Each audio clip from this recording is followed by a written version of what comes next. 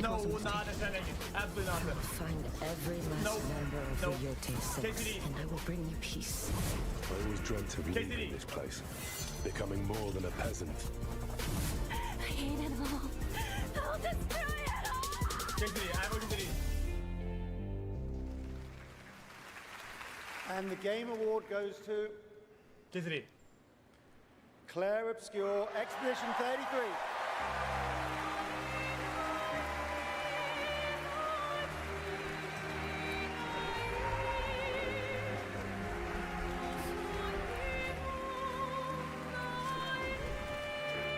Oh my god, bruh.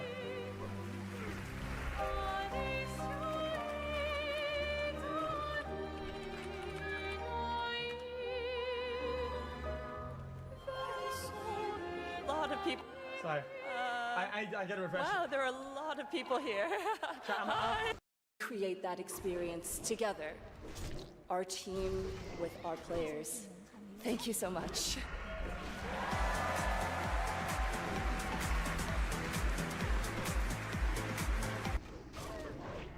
Really? I'll put it at 1080p. Last one, roll on. And then one more load because I need to refresh it, you know what I mean? We're gonna, sorry. For a limited time only, Prime members can go to Amazon.com/thegameawards to save 20% on the new active play system, Next Playground, bundled with a 12-month play pass and travel case. Next, I have the honor of announcing a world premiere.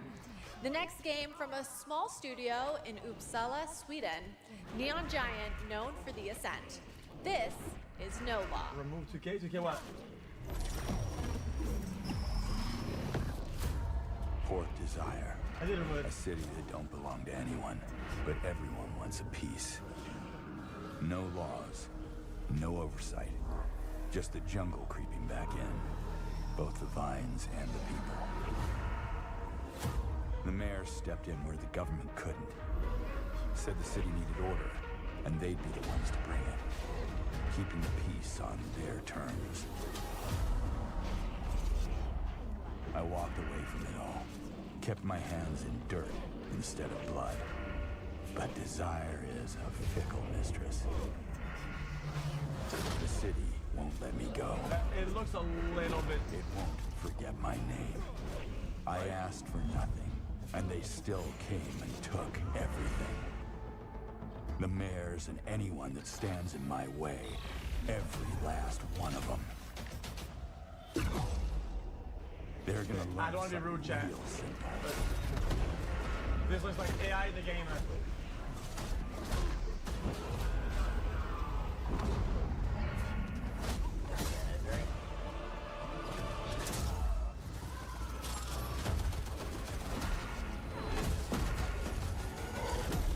You reap what you sow.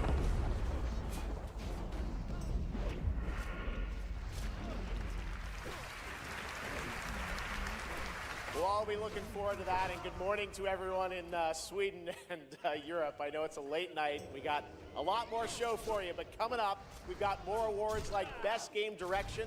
Todd Howard is here to present that from Bethesda, and more announcements, including one I promise you that nobody could have anticipated. But right now, Game Awards, get ready to get on your feet. Earlier this year, Netflix's Devil May Cry brought Capcom's iconic game franchise to life as an exceptional animated series nominated tonight for Best Adaptation.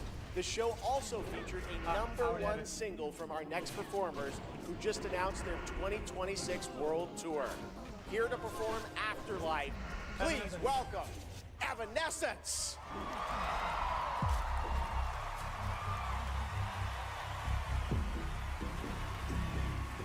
Oh my god, this Christ! Holy shit! Holy fuck! That actually made me uncomfortable. Yo, I thought I was gonna get a seizure, okay? So good. Talk about performance. Devil May Cry Season 2 will premiere on May 12th, 2026, only on Netflix. Give it up one more time for Amy and Evanescence. That was incredible. All right, There is more Game Awards ahead, including more new game announcements and, of course, Game of the Year, presented by last year's winner. Which game will take home the trophy this year? Stick around to find out. Lauren Balfe and the Game Awards Orchestra are tuning up.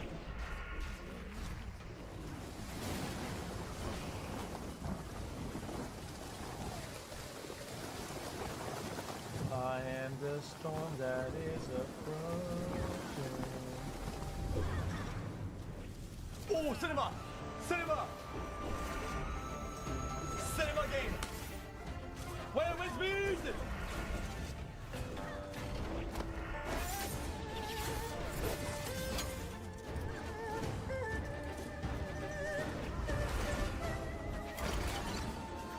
Holy!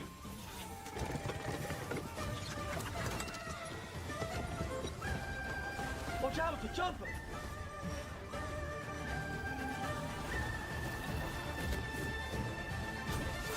Oh no!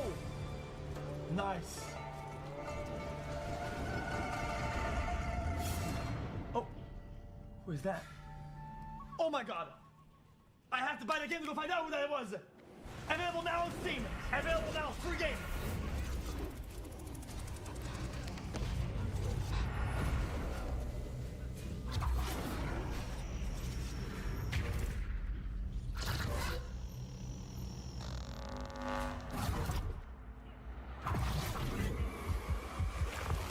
Phasmophobia, but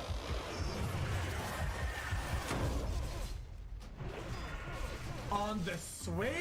If you give a gamer a game, they're gonna want to play it. If they play it, they might love it. If they love it, they'll want to play other games they love too. So you'll build them a place to discover more cool games. More than that. Perfect. But then they'll want to play those games anywhere and everywhere. Like here, or even on this beast. And if they can play everywhere, they're gonna want to keep tabs on those games and everything else they love in one place. So you'll give them a U-tab, a home base that tracks all their play, no matter how they play, with one souped-up profile to rule them all. Whoa. So, if you give a gamer all the games, the freedom to play anywhere and everywhere, and a U-tab to keep it all in one place, they're definitely gonna want to go play. 47. An urgent threat has emerged in Dark. I should have put out the Neo Garden. One that can have catastrophic consequences on a global scale. Careful. One touch can be deadly. Please welcome the actress behind Hitman's next elusive target, Mila Jovovich. Very nice. It was! Yo, this outfit is just not Hi, Los Angeles! And hello to gaming fans around the world. I'm thrilled to be making my debut in a video game as the next elusive target in Hitman World of Assassination.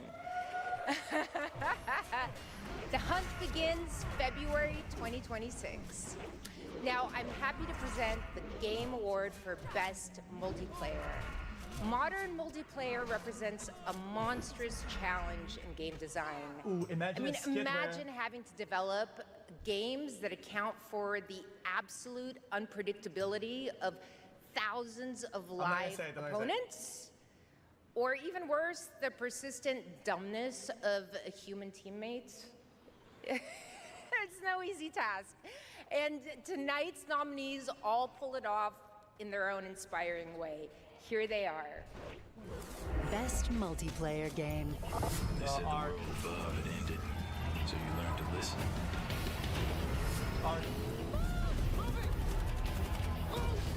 Battlefield's great though. Chat. They might do an anti-AI propaganda and go Battlefield, but Ark wins in theory. It sure caused a lot of explosions. Wow. I see people have a lot of favorites out here. Ark or rigged? Who do you want? All right. I got it right here. And the game award goes to Arc Raiders! Nice. Okay. All right. Love you.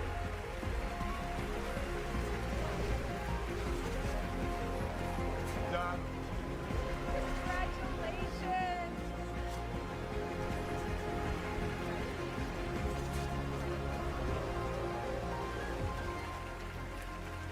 Wow, incredible.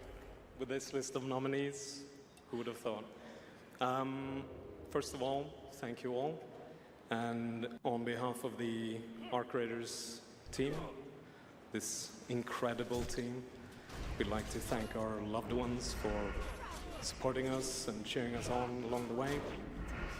Embark Studios as a whole, because as we all know, it takes a village for the fearless leadership And XQC, we're shooting our game. Come on. The partners in Nexon, Here it comes. whose unwavering trust in us took us all the way here and made it all possible. And of course the players, whose love and engagement just means the world to us. Thank you all.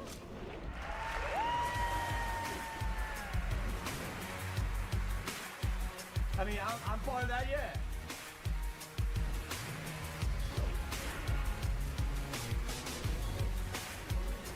Congratulations, Arc Raiders. You know him from the Marvel Cinematic Universe and Stranger Things. Please welcome to the Game Awards, David Harbour. Oh, I don't know who that is.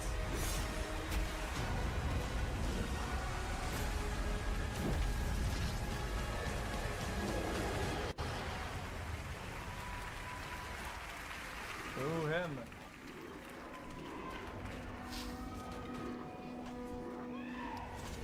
For 25 years, Creative Assembly has entertained millions of people all around the world with the Total War franchise.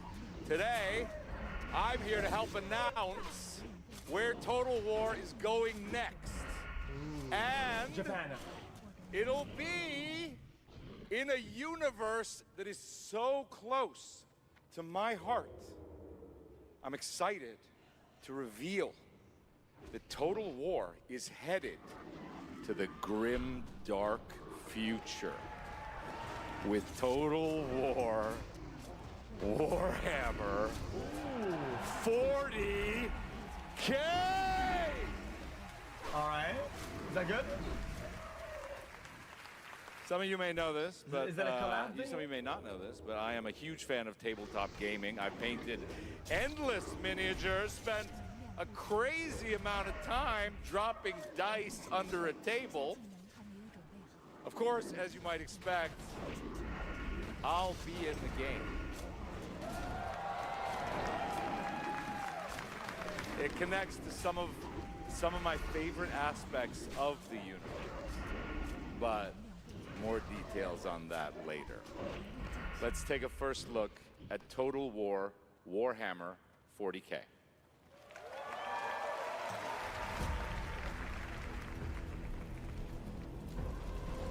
In the grim darkness of the far future, every soul's survival hangs by a thread.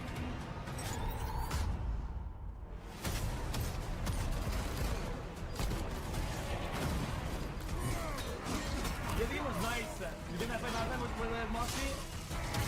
It was a very high quality game. I didn't like it that much, but it is very high quality. Set by endless tides of aliens, traitors, and demons.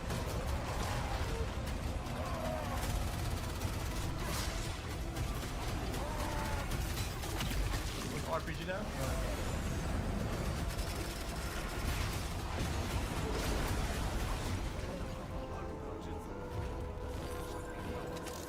Across countless worlds, battles rage. I can have this one, thank you.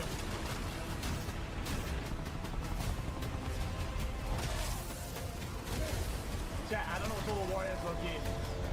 I think maybe I know what it is.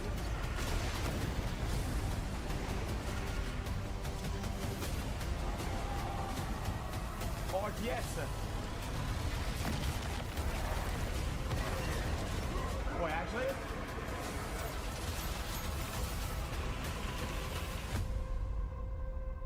Yeah, I'm the RTS GOAT, so I mean... Lead your armies. We might not even need an email. Worlds. Fight on as the galaxy burns.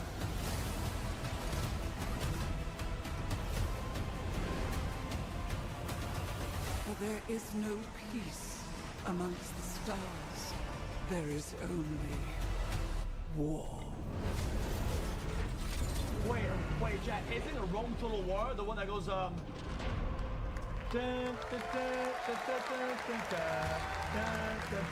It is! That's crazy.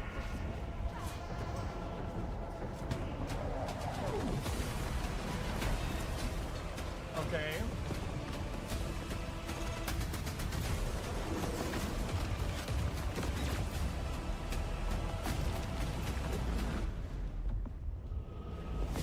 That actually looks pretty cool. I'm gonna remove those. Hold on.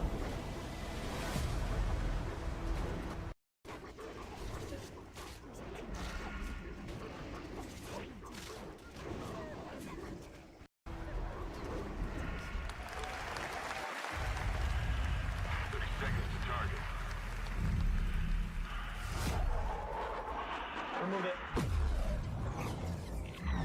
Respond. Bandits inbound.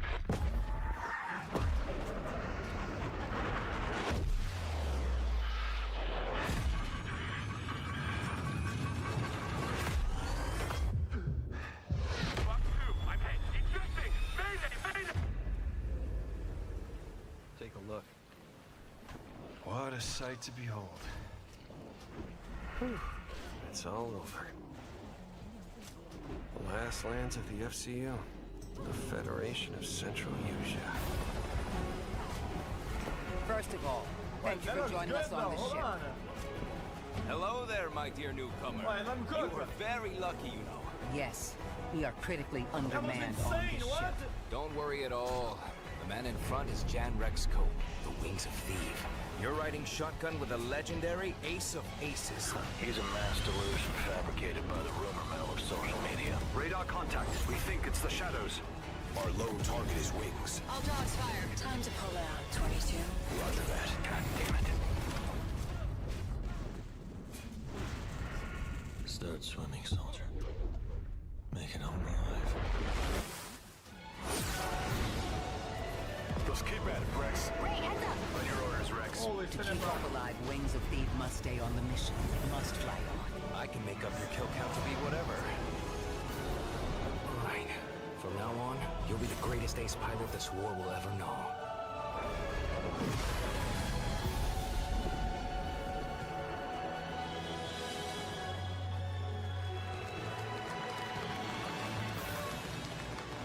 Looks pretty good. Yes, that's right. Ace Combat is shit. back in 2026, thanks to Bandai Namco for that. Over the past few weeks, fans have been visiting the Game Awards vote in Fortnite to help us select the best creator-made island of the year, and Genesis Squid Game came out on top. Congrats to that team, and head over to the Game Awards island now live in Fortnite to play all the nominees with the island code that you're seeing below. All right, next, from the creative minds at Fuse Games, some of the key folks behind Burnout and Need for Speed, comes an all-new racing experience. Okay, interesting. I want it back. The way it was before the Empire shut it down. Massive engines. Wait, pods? Lightning Wait, fast. actual pods though. Lives on the line. I thought I was trolling it. The pilots were incredible. Best of the best. Yeah, that's the little dude from the races. Wait, that could be really good. United by one beautiful dream.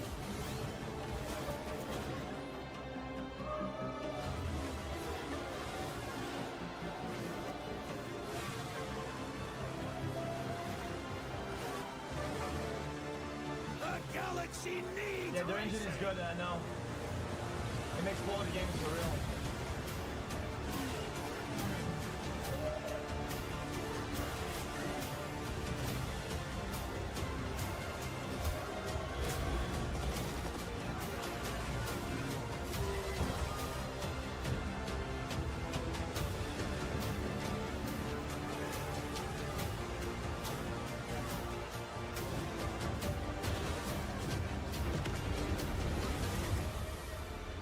I'm not seeing a lot of mechanics or features. Like, it's kind of hard to tell if it's gonna be good or not.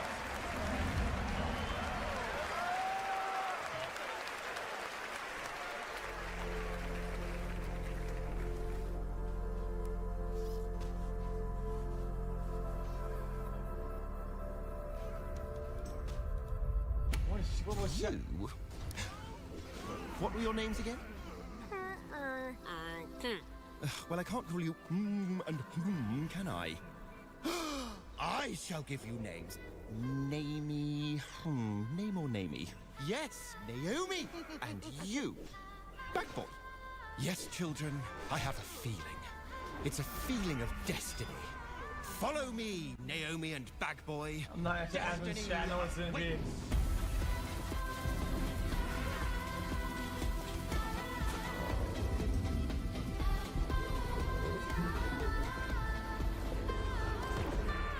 It's like split fiction Limbo.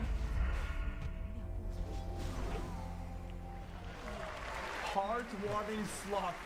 Such a beautiful game. That was out of words. A stop-motion co-op game being developed over in Denmark, and it's a great game coming next year. And now I'd like to welcome back an icon, a legend who pushes entertainment forward with each of their new projects. Someone I consider a dear friend and a friend of the show. Please welcome Miss Piggy. Oh. I am so sorry. I am so sorry, everyone, but I will not be performing a song this evening. No. So sorry. It's all because of my accompanist. My accompanist. This dog was late, as usual. Hey, sorry, I lost track of time. I was out taking myself for a walk. Oh, same old excuses and jokes. Hey, they like it. Let's go. It's time for you to sing, Pig. Sing? Sing what? We haven't rehearsed anything. And where's the grand piano, huh? Yeah, wouldn't fit in my hatchback. Listen, what are you worried about? You know, we'll just, we'll wing it. Wing it? Sure. Who knows? Maybe it'll all work out. How about, something like this? In a world where gaming games are so exciting, we're waiting all year long until the time will come. Your turn. What? I can't just make up any words without some meaning. Pretty good. This is stupid. This whole thing is really dumb. Hey, you got it. So if you're looking for some friends, just stick around. Oh yes, the Game Awards will... Never let you down? Good luck. Excuse me? As we all now come together across the Great Divide. Oh, from Tokyo to London, we're all watching side by side. So if you're looking for some fun, the time is now. Here we go.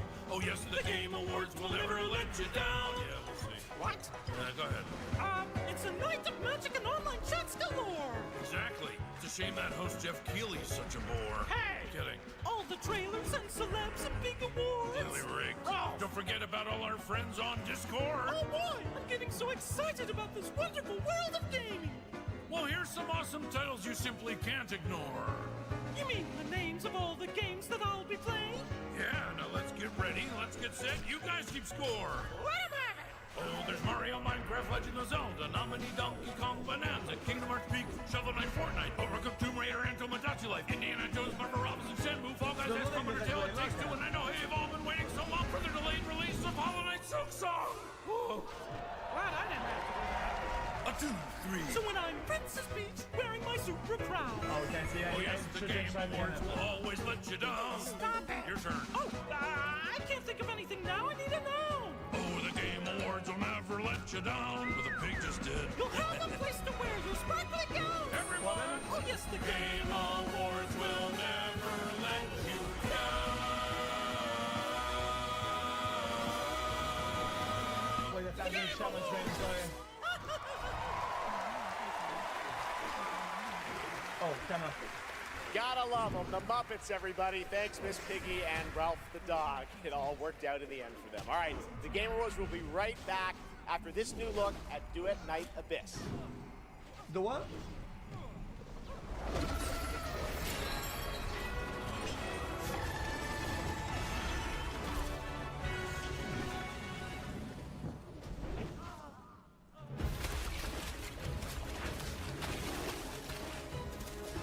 7 out of 5, chat? No, on me, no, don't put the burden on me. I don't want this game, but you take it.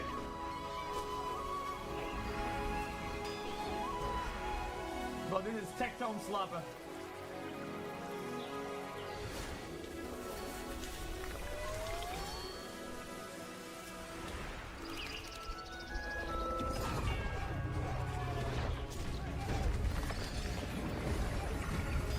Hold on a minute now, hold on. Game changer.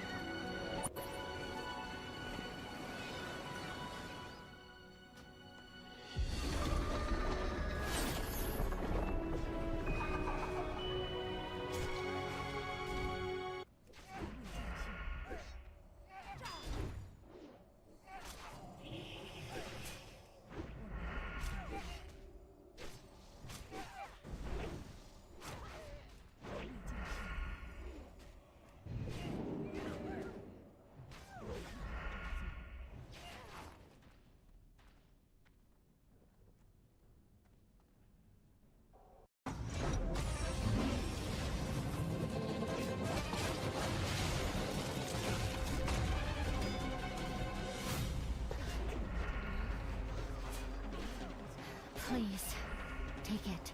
Some money? Save our people. The girl's nothing but a shell now. She'll never be the same. Oh no, scandal. You broke my blade. But we broke your spirit. Yeah, that looks a little Phantom wonky. is movement, striking from where none expect.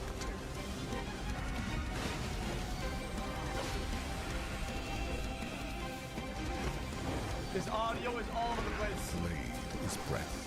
We channel it into steel, turning any blade into a divine weapon.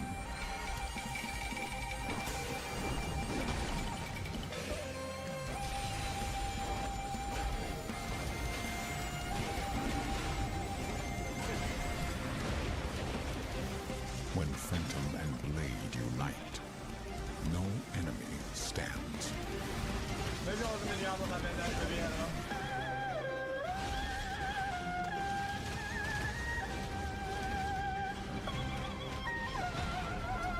Chat, something we haven't had it ever. Maybe.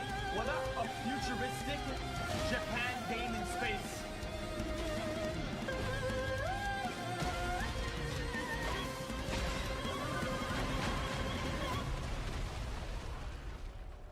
They did that already? Who are you? How about China then? Fuck it, in China.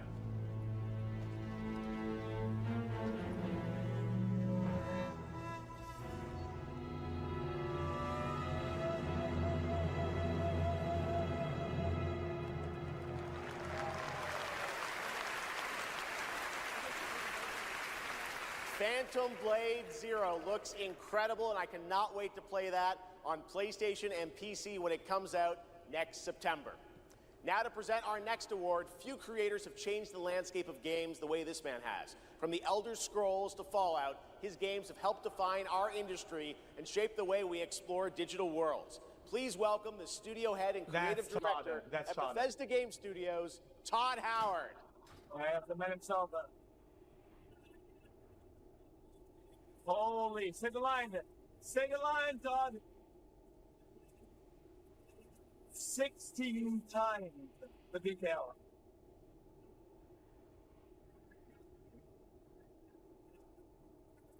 Game development is the ultimate team sport.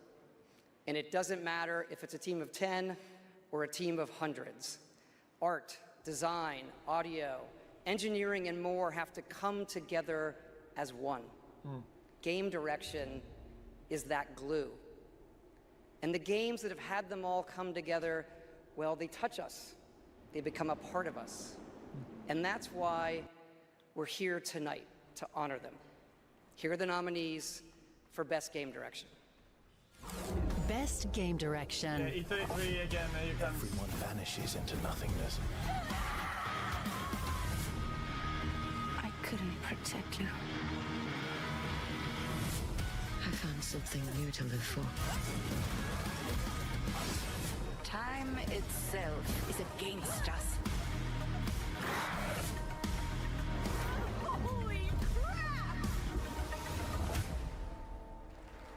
I mean, E33 wins, but I disagree. And the game award goes to That's running. Expedition Yeah, of 33. course. Chat. I disagree.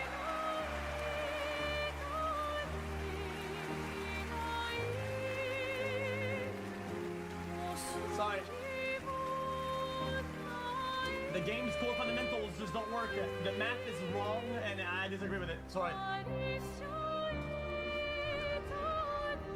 Wow. Hello. Yeah, this is quite intimidating. Wow. Yeah. Well, I'm right, the chat doesn't know Let's there's get no to ball, it. so it's all good. Yeah, so back in Brussels in 2020, I received a mail, just anonymously. Yeah, make a game, they said. It would be fun, they said. Yeah, what's the worst that could happen, right? Yeah. Well, fast forward for a few years. And so to this day, we still look at each other of how crazy this timeline is, for sure. Still don't really understand, but, you know. It's a timeline, however, where we're eternally grateful for the support and love we've received as well. Does he pull out a Facebook meme from fucking all the ones 2013? with us tonight and the ones abroad, friends and family who believed in us and made this dream come true. And yeah, I love to thank my wife as well. She couldn't make it here tonight, but I think she's watching it. She's in Brazil, so the time difference is quite quite huge. But yeah, anyway, thank you all so much. Have a lovely evening. Yeah. Interesting.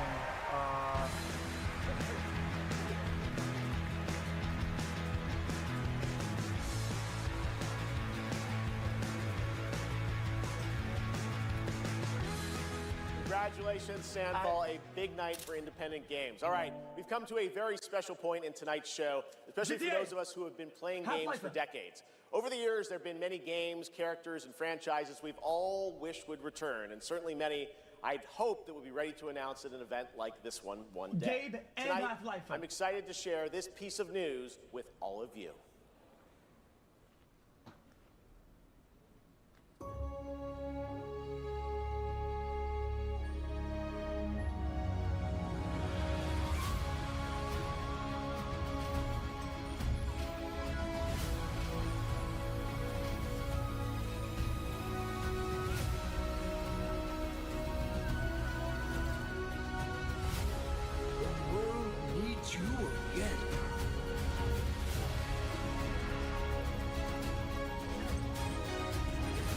It's gonna be something completely different.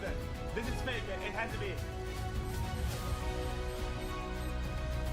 I don't know what that is. What is that?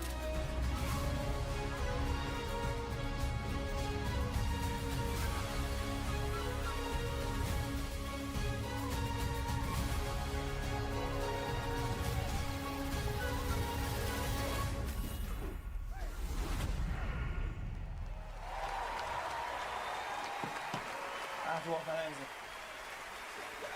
Yo, getting big like that, by the way, should be illegal. And I've said it last year. Jeff needs to stop with this shit. It's so fucking annoying. It's lame. It's waste of time. It's paying everybody for no reason.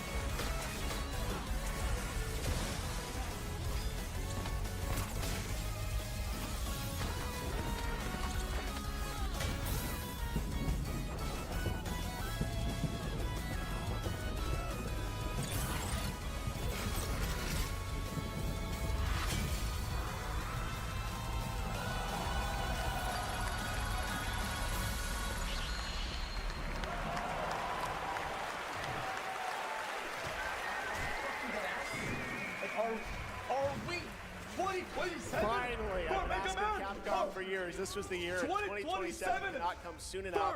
You got a very early glimpse at first gameplay. The team really wanted to share that with you tonight to show the classic 2D style that they're returning to. Coming up, Game of the Year, but first an exclusive new look at the Super Mario Galaxy movie coming to theaters next April. I trust it's different. You'll be able to rid us of this crucible. The light. You traverses time.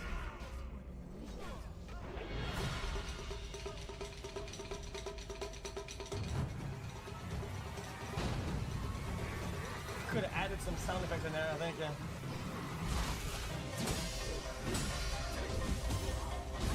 Oh, hear me out. Hold on.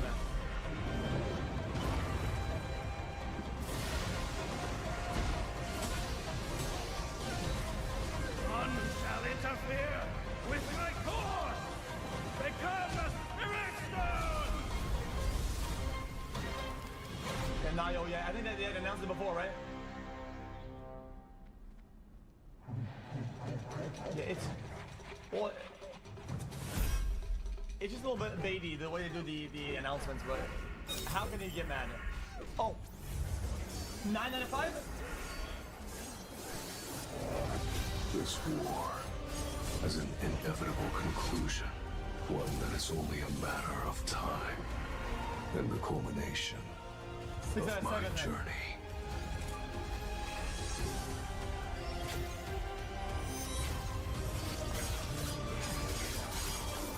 This is an email game for sure. Arise. Join me in shadow.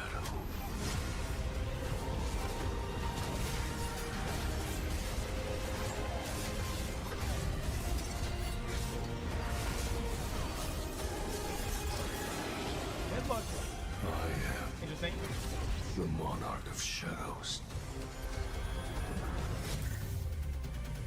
Solo leveling Arise. Overdrive. Available now.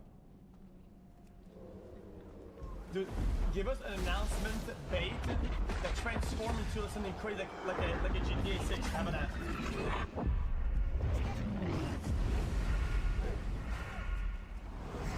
Cinema.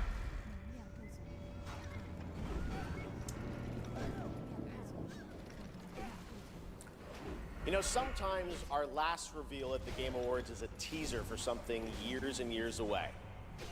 Not tonight. Our final world premiere comes from 61 members of the team that built Apex Legends and Titanfall. Oh, okay. 4 years ago, the principals founded a new independent studio with the hopes of pushing the shooter genre forward with a new original game. They've done it in complete secrecy, which is even more amazing because the game is very deep into development. The power of independent, self-published studios to push this medium forward is a growing and I think positive theme in our industry. And so tonight, you're not only going to get the announcement of the game, but also your first look at the gameplay.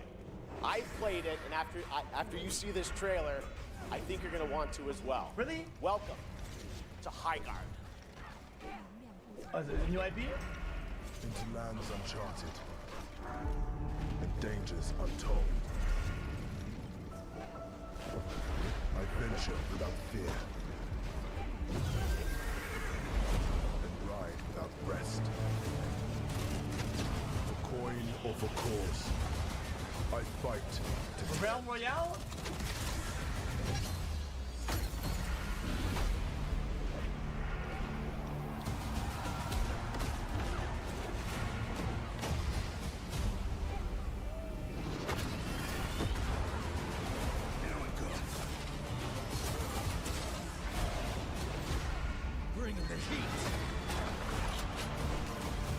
Okay, chat, I'm gonna be a hater, I'm gonna say it. My rule of thumb is when an event says from the death of from these guys, I stop listening. That's what I do. Shield breaker forming.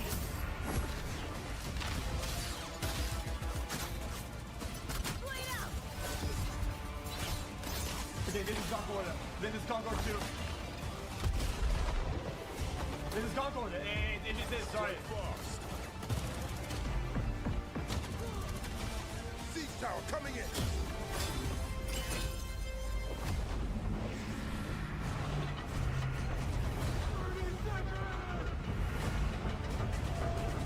The enemy is on gates. I'm coming for you. What? It's my turn.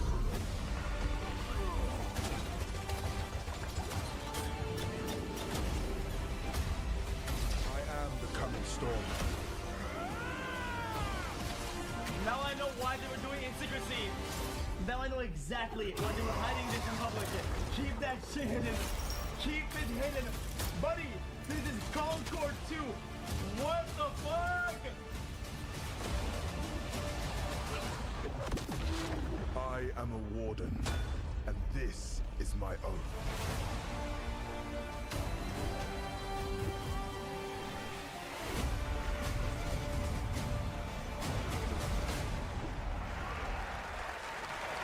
That's in a month and a half. Pretty crazy, that's right. High Guard launches in just 7 weeks on PC, PlayStation, and Xbox. It is insanely fun to see, fun to play, as you saw in that trailer. And now, it's time for our final award. Last year, Astrobot took home Game of the Year, and so the tradition goes, this year we're lucky to have that game's director present Game of the Year this year. From Team Asobi, please welcome Nico Doucet.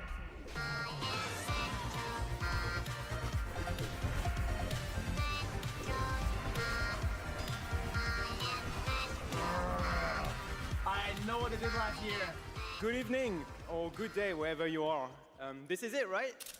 So last year we were blessed with a huge honor on this very stage. So it is with great joy that we're back today to pass this incredible award onto another team. Congratulations to all nominees tonight. With your games, you made us travel, dream, sweat, put the eater in the bag, and bro. sometimes, very often, cry actually. From kids to hardcore gamers, there was truly something for everyone this year. And have you noticed? The games nominated this year were created by teams from all over the world. And France. This is a testament that our industry feeds from various world cultures. And in this day and age, this is something we should really, really appreciate and celebrate.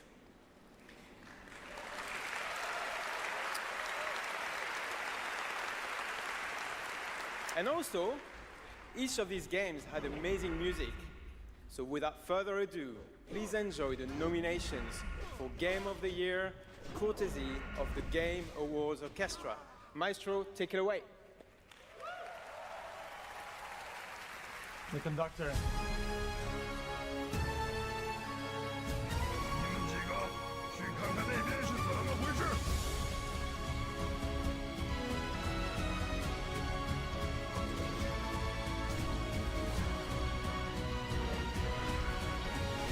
The blue guy, look at him!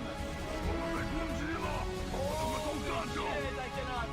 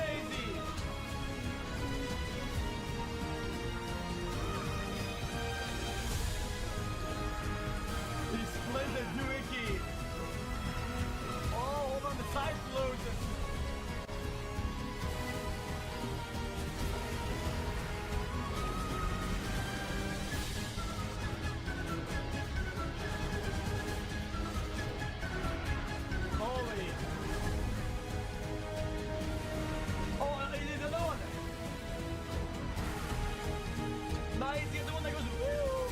Hold on.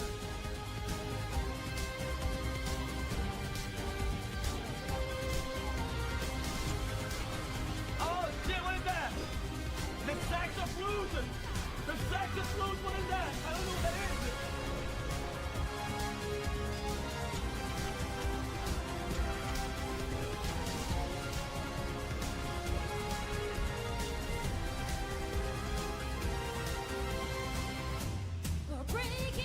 He's got another one, Loot!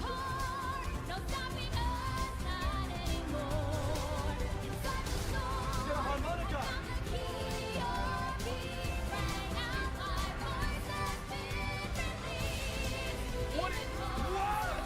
What even is that? It's a whistle! He's playing a whistle! A seashell! He's playing the conch!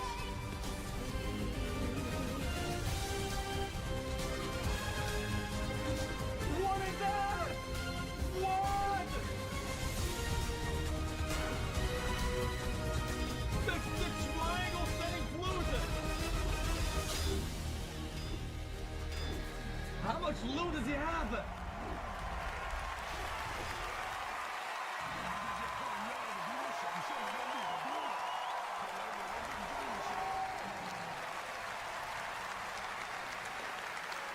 The triangle. Where did he pull that from?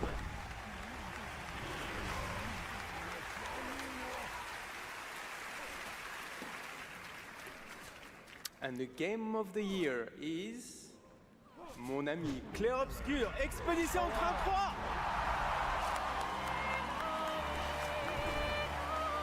Oh my god, bro.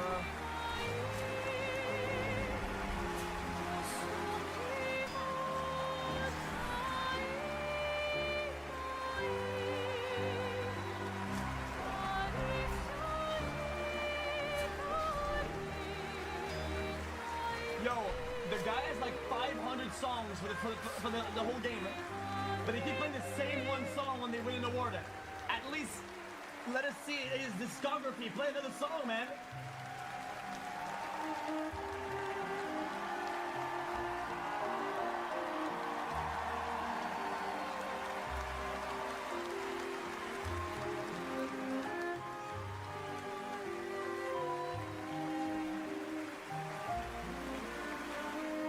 They should have had a few like fake baguettes, like as like a backpack, you know, like a fake wearable baguette, like in the game, man, to finish the outfit.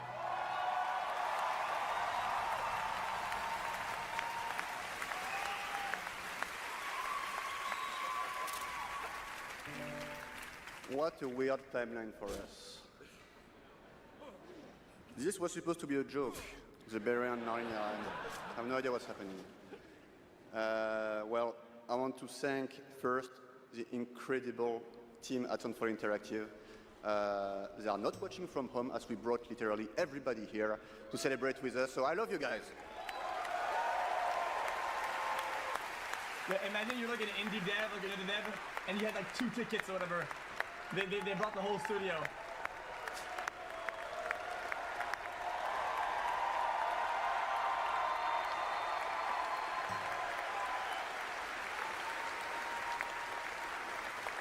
I also want to thank Kepler Interactive, our publisher, but also our localization teams, our playtesters, our wonderful cast for both motion capture and voice, and all the people who worked on this game to make it happen. It's really a teamwork, so just thank you to everybody who contributed.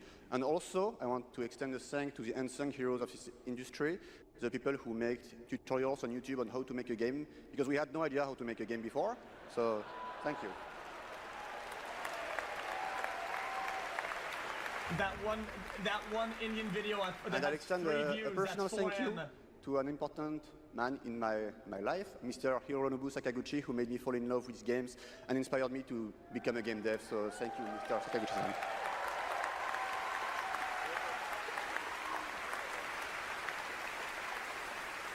And finally, just a massive thank you to the players for all your covers, your fan art, your endless arguing about which ending is the good one. That's wonderful to read. Thank you so much. And I think that actions are worth more than words. So if you remember, we promised some content a few months ago. So I'm very happy to say that it's releasing now. And you can just go home and play. It's free. New weapons, new quests, new boss, just the cool stuff. So just thank you so much. You changed our lives. You changed the studio's life, and it's really wonderful. So thank you, and for those who come after. The now. Very nice.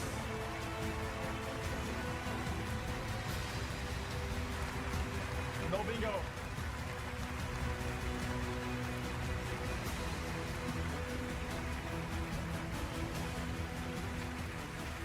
Congratulations to Sandfall, an amazing Game of the Year winner, and that is going to do it for the Game Awards 2025. Thank you all for watching, voting, and being a part of this community. And congratulations to all the nominees, winners, and teams who debuted new games tonight. We'll see you again on Friday, June 5th for our biggest Summer Game Fest ever from the Dolby Theater in LA. We'll be back right here at Peacock Theater for the Game Awards next December. Thanks to our entire Game Awards team and everyone who helped make this show possible.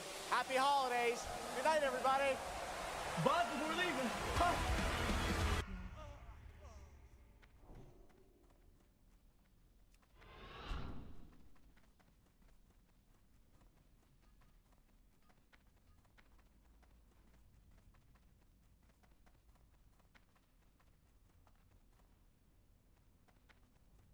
Zu Cake TV Uncut. Wir reagieren heute auf Savannah.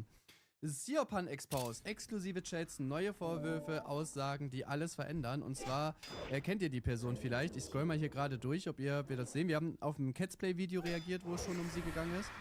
Und das ist auch die dieses Exposed-Video gegen Tim Jacken gemacht hat. Und auch da hat sie ja schon teilweise ordentlich reingeschissen. Jetzt gab es heftige Vorwürfe gegen sie, die im Raum standen. Ich kann das leider nicht ganz wiedergeben, ob das irgendwie übergriffiges Verhalten oder so gewesen ist.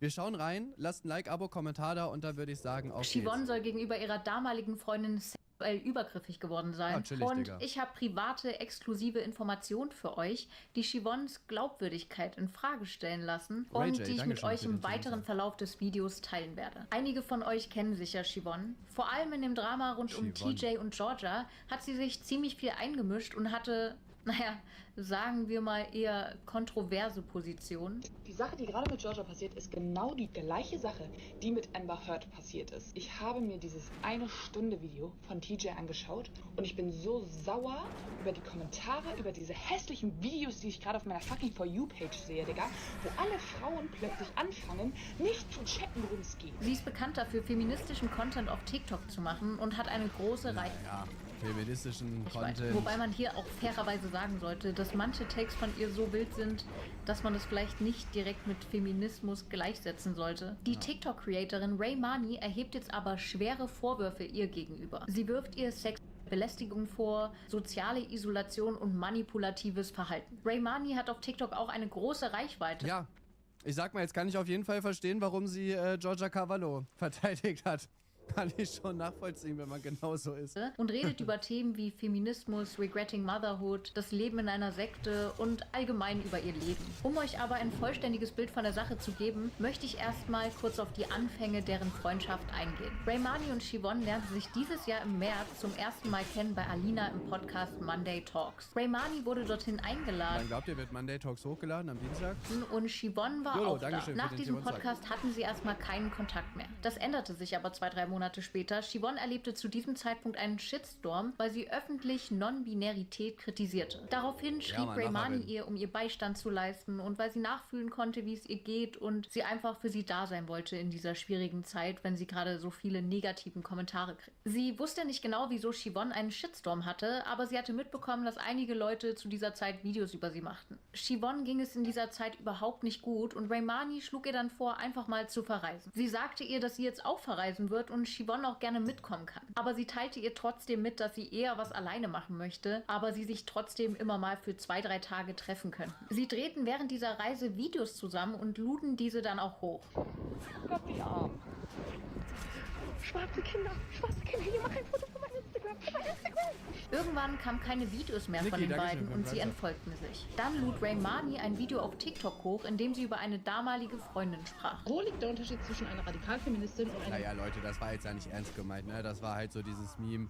Dass halt irgendwelche weißen Europäer irgendwie da hinfahren und dann halt quasi so tun, so ja, voll scheiße, wie es hier ist und wir tun hier was Gutes und so, um halt ein bisschen Gratismut dann bei Instagram mitzunehmen. Mann. Ne? Ich hatte eine Freundin, mit der ich kurz befreundet war, also nur ein paar Wochen. Bevor ich Freundschaft mit dieser Frau geschlossen habe, habe ich ihr gesagt, pass auf, ich habe traumatische Erlebnisse gehabt mit Frauen, die mit mir befreundet gewesen sind und irgendwann zu mir gesagt haben, wollen wir uns nicht küssen, ich bin verliebt in dich und so weiter und so fort. Ich finde sowas extrem schlimm. Ich finde das richtig, richtig schlimm. Deswegen, bevor wir angefangen haben, eine Freundschaft zu schließen, ich ihr von meinen traumatischen Erlebnissen erzählt und ihr auch gesagt, ich finde es extrem schlimm, selbst wenn es nur in einer Witzsituation ist, wenn du mich anmachst. Selbst wenn es nur Witze zwischen Freunden sind und du zu mir sagst, ey, ich finde dich geil, ich mag das überhaupt nicht. Bitte mach es niemals. Mach mir Komplimente, aber nicht auf sexueller Ebene. Hier muss ich sogar sagen, dass ich das eigentlich ziemlich gut finde, wenn man am Anfang einer Freundschaft direkt klarstellt, welche Verhaltensweisen für einen gar nicht klar gehen. Ja, Vor allem. finde ich tatsächlich auch sehr gut. Ja, ich glaube, dass es auch halt sehr sinnvoll ist, ne, weil, keine Ahnung, jeder Mensch ist natürlich ein bisschen unterschiedlich, jeder Mensch hat seine Erfahrungen gemacht, so, ne, und dann ist es ja nice, wenn man halt direkt sagt, hey, na, das sind für mich einfach No-Gos durch Traumata, die ich erlebt habe. Und ich gehe mal stark davon aus, da das ja ein Exposed-Video ist, dass ich, Siovanna, Digga, was? Bruder, es heißt doch Siopan. Bruder, wirklich, warum wird das dann so komisch ausgesprochen?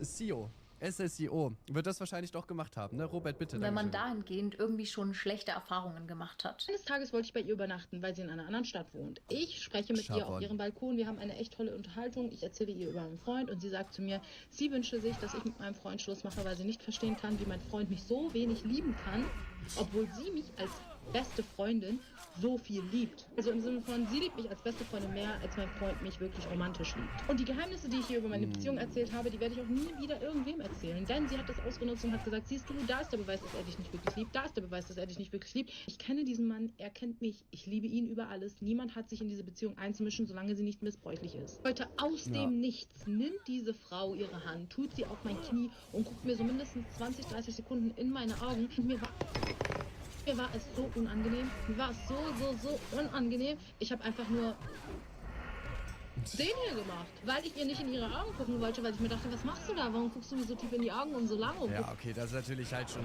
übergriffig. Du musst mir überlegen, Digga, du hast halt eine Freundin, die dir vorher erzählt, so ja, ich habe mit diesen Sachen traumatische Erlebnisse gemacht, so ne, bitte mach das bei mir nicht. Und dann macht sie es halt trotzdem. Bruder, das ist auch wieder genau das, was ich nicht checke, Digga. So eine, wie heißt die? Was habt ihr gerade geschrieben? Eine Chavonne? Digga, eine Chavonne stellt sich nach außen immer so hin, ja, ihr müsst Grenzen kennenlernen, nein heißt nein, macht nichts Übergriffiges, bla bla bla. Digga, und dann ist sie halt mit die Schlimmste. Es ist immer, ich weiß nicht warum, aber ich habe so das Gefühl, es ist immer wieder so. Oder es ist zumindest so, dass dadurch, dass die natürlich auch so radikal sich gegen sowas positionieren, fällt es natürlich auch mehr auf, wenn die das machen. Das muss man schon dazu sagen. Aber das ist immer so ein Verhalten, was ich halt nicht checke. Was ist denn daran so schwer, einfach mal das einzuhalten, was man öffentlich auch sagt? So, und ich finde es generell auch, also ich finde es jetzt nicht schlimm, wenn man auch seinem Freund oder Freundin irgendwie, also jetzt so kollegenmäßig, irgendwie auch mal den Tipp gibt, so hey, vielleicht solltest du die Beziehung beenden oder so. Ne? Es gibt ja durchaus... Gibt es halt Beziehungen, wo das halt auch angebracht ist, die wirklich überhaupt nicht laufen und man selber checkt das vielleicht doch einfach gar nicht, weil man halt noch in der Verliebtheitsphase ist oder man will Dinge irgendwie nicht wahrhaben oder so. Das kann alles sein. Aber gerade da ist es ja offensichtlich so, dass... Also, die sollte ja quasi einfach mit ihr zusammen sein. Und dann ist das halt schon wirklich widerlich, muss man sagen. Einfach nicht weg. Du weißt, ich mag keinen Augenkontakt und vor allem ist normaler Augenkontakt 20 bis 30 Sekunden lang. Das hier ist ehrlicherweise auch schon irgendwie sehr eigenartig, aber meiner Meinung nach kann man darüber noch hinwegsehen. Doch die Geschichte wird noch komischer. Sie erzählt mir davon, wie sehr sie mich liebt als Freundin und dass sie denkt, wir sollten Schluss machen, also mein Freund und ich, weil sie besser zu mir passt. Habe ich in dem Moment nicht verstanden, weil ich mir dachte, du hast doch einen Freund, auch wenn du in einer offenen Beziehung bist, du hast doch einen Freund, warum sagst du das jetzt gerade zu mir? Und am Ende hieß es, weißt du was, ich kann dir nicht genau sagen, was ich empfinde, ich mache dir einfach mal ein Lied an und dann hat sie das Lied von Justin Bieber angemacht und zwar diese Sequenz, wo er sagt, that should be me holding your hand. Ja, ich habe über Digga, also das ist ja auch so der uncoolste Move, den ich kenne, um irgendwie jemandem klarzumachen, ich liebe dich. Situation mit unendlich vielen Freunden gesprochen, weil sie mich einfach nicht mehr loslässt. Habe ich einen Fehler gemacht? Oder für mich war das eine Nummer zu viel. Ich bin dann einfach gegangen, habe gesagt, ey, ich möchte im Wohnzimmer schlafen, ich möchte nicht bei dir im Zimmer schlafen, ich schlafe auf dem Sofa. Sie hat mir aber netterweise noch eine Luftmatratze aufgeblasen und sie wusste ganz genau, ich schlafe nur ein mit YouTube-Videos oder Netflix-Serien. Wenn ich keine Netflix-Serien oder YouTube-Videos habe, träume ich Albträume. Wenn ich sowas anhabe, während ich schlafe, träume ich von den Sachen, die ich gerade höre. Mitten in der Nacht wache ich auf einmal auf und sehe sie an meinem Handy. Ich habe gefragt, was das soll, was sie da an meinem Handy macht. Und sie sagt, ich wollte das YouTube-Video ausmachen. Ich habe das Handy dann wieder an mich gerissen und habe gesagt, ist in Ordnung, ich möchte aber mit dem YouTube-Video einschlafen. Weiß ja auch, ich schlafe nur mit YouTube. Alter, ey. Videos ein und bitte nicht ausmachen, wenn ich eingeschlafen Boah, Digga, hat sie jetzt Schluss gemacht mit dem Freund, Digga? Das wär jetzt so ein heftiger Plot-Twist, wenn sie das Handy genommen hat, um mit dem Freund Schluss zu machen. Das weißt du. Es war aber so leise, dass es sie in diesem Moment gar nicht gestört haben könnte. Ihr Zimmer war so weit weg vom Wohnzimmer, sie hätte es gar nicht hören können. Oh, Also, sorry, Digga, ja, wir wussten nicht, dass sie ein Penthouse hat. keine Ahnung, was sie sich dabei dachte, aus ihrem Schlafzimmer mitten in der Nacht ins Wohnzimmer zu kommen, mein Handy zu nehmen und darin rumzuscrollen. Raymani erzählt dann noch, dass ihr das irgendwie alles ein bisschen zu viel wurde und sie dann gesagt hat, dass sie im Wohnzimmer schlafen möchte. Raymani hat danach erstmal den Kontakt zu ihr abgebrochen. Nächsten Tag hatte ich wirklich zu viel von ihr, von der Welt, von allem und habe dann ihr geschrieben, weil ich gelernt habe, ich muss kommunizieren. Ich möchte gerade keinen Kontakt mehr. Es hat nichts mit dir persönlich zu tun, weil ich in dem Moment wirklich dachte, es hat nichts Persönliches mit ihr zu tun. Ich möchte gerade keinen Kontakt zu niemandem. Ich habe wirklich den Kontakt abgebrochen mit jedem in diesem Zeitraum. Aber eben auch mit ihr. Zu diesem Zeitpunkt kannte ich sie vielleicht ein paar Wochen. 2, 3 Monate. Ratet mal, wer den Kontaktabbruch nicht respektiert hat und mir immer und immer wieder Sachen geschickt hat, gesagt hat, hey, ich habe was für dich bestellt, soll ich dir vorbeifahren, obwohl ich gesagt habe, ich will nicht kontaktiert werden. Dann mich angerufen hat, gesagt hat, SOS, ich habe so und so ein Problem. Das war wirklich nur die Spitze des Eisbergs. Es gab davor mehrere Grenzüberschreitungen, unter anderem einfach an mein Handy gehen ungefragt, unter anderem einfach an mein Portemonnaie gehen, Geld rausholen. Ja gut, okay, das macht doch jeder, oder? Das mache ich bei jedem von meinen Kollegen. Aber guck, das ist genau das Ding. In diesem TJ Exposed Video sagt sie noch ganz groß, ja, man muss Nein akzeptieren und so weiter, aber macht es selber halt überhaupt nicht. So, das ist, also, weißt du, das sind so Dinge, die mich wirklich einfach triggern, weil, also sie weiß, also sie kennt quasi die richtige Lösung. Ja, natürlich muss man ein Nein immer akzeptieren und du hast darauf zu hören, was jetzt zum Beispiel Freunde oder so zu dir sagen. Also im Sinn, ne, wenn jetzt ein Kollege von mir sagt so, hey, ich möchte jetzt gerade erstmal keinen Kontakt mehr zu dir, dann respektiere ich das halt. Ja, ich sag mal, okay, wenn man sich nach 2 Monaten mal irgendwie meldet, so, hey, können wir reden oder so, okay. Ja, aber so wie sie das halt macht mit, ja, ich habe dir Sachen bestellt und Bilder schicken und was weiß ich nicht alles. Bruder, was ist das für ein Verhalten? Also jetzt mal ganz ehrlich. Und also sie hat hier die richtige Lösung. Man muss ein Nein akzeptieren. Aber warum zählt es dann für alle anderen? Und TJ wird mit einem Video komplett übern Jordan gezogen. So, und gleichzeitig machst du so eine Scheiße und da ist das okay, oder was? Das ist so das, was ich nicht verstehe. Warum ist es bei ihr in Ordnung, aber bei TJ, der irgendwie 2 Wochen, nachdem sie mal Nein gesagt hat, bei einem Filmabend sie irgendwie, keine Ahnung, küssen wollte oder was auch immer, da heißt es dann, Nein heißt Nein, das hat man schon akzeptiert, egal wann das gesprochen worden ist. Ja, aber du akzeptierst es doch auch nicht. Stellt euch mal vor, was die Antwort gewesen ist. Es tut mir im Herzen weh, wenn du mich so missverstehst. Ich wollte es nur freundschaftlich rüberbringen, wie sehr ich dich liebe. Und wie kann es sein, dass du das so missverstehst? Ich weiß, du tust dir da so schwer mit bla bla bla bla bla, aber am Ende tut es mir weh, dass du mich missverstanden hast. Auf jeden Fall hatten hier die Leute in den Kommentaren schon das Gefühl, dass damit Siobhan gemeint ist. Und da Raymani es nicht verneinte, war es für die meisten klar, dass die Vermutung richtig lag. Aber auch Siobhan lud Videos in dieser Zeit hoch, bei denen man vermuten konnte, dass sie wahrscheinlich an Raymani gerichtet waren. Dann Warte. Sag niemals, dass ich dich extra verletzt hätte, wenn du weißt, ich hätte aufgehört zu atmen, wenn ich das Geräusch gestört hätte. Boah, Digga, Junge, ein 14er, das ist deep, oder was? Junge, das ist wirklich, das tun so Opfer 18-Jährige in ihre Story, wenn irgendwie die Freundin am Dorffest Schluss macht und man dann irgendwie bei seinem Kollegen schlafen muss. Dann kommt genau so eine Story, ey. Wahrscheinlich an Raymani gerichtet waren. Dann lud Raymani nochmal ein Video hoch, in dem sie die Vermutung aufgestellt hat, dass die besagte damalige Freundin in ihren Account rein ist, um 2 Videos von ihr hochzuladen, für die sich Raymani mittlerweile sehr schämt und für die sie sich eigentlich auch schon gerade gemacht hat. Siobhan wollte das wohl irgendwann nicht mehr auf sich sitzen lassen und lud auch ein Video hoch, in dem sie sich zu den Vorwürfen äußert. Jeder, der mir schon länger als 2 Wochen folgt, weiß, dass es für mich nichts Schlimmeres gibt als öffentliche Streits zwischen 2 Frauen und deswegen tut es mir so ja, aber 2 Männer, geil, Digga, Gewalt, weh, dieses Scheißvideo aufzunehmen, weil Raymani seit 3 Monaten exzessiv über unsere Freundschaft postet und darin nicht nur Halbwahrheiten, sondern auch Lügen erzählt.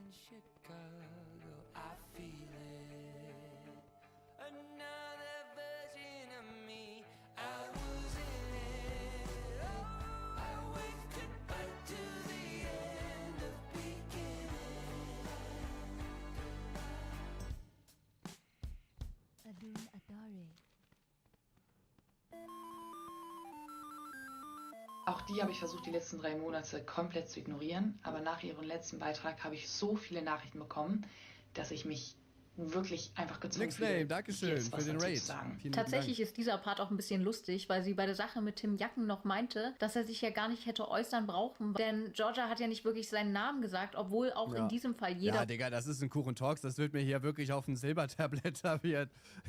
wusste, wer damit gemeint war. Der seine Opferrolle nicht mehr liebt als seine Partnerin. Dieser Vorwurf von ihr war tatsächlich nicht öffentlich direkt gegen ihren Ex-Freund gerichtet, aber er bezieht es auf sich. Er sagt zu diesem Vorwurf: Dieser Vorwurf kam daher, dass ich angesprochen habe, dass ich selber nie eine Grenze ziehen kann, ohne dass sie mir sofort an den Kopf wirft, was das mit ihr macht. Ob das stimmt, wissen wir nicht. Also im Prinzip eigentlich genauso wie bei ihr, aber für sie scheinen nicht die gleichen Regeln zu gelten wie für Männer. Guck, und das ist genau dieses Fighten, was ich nicht verstehe.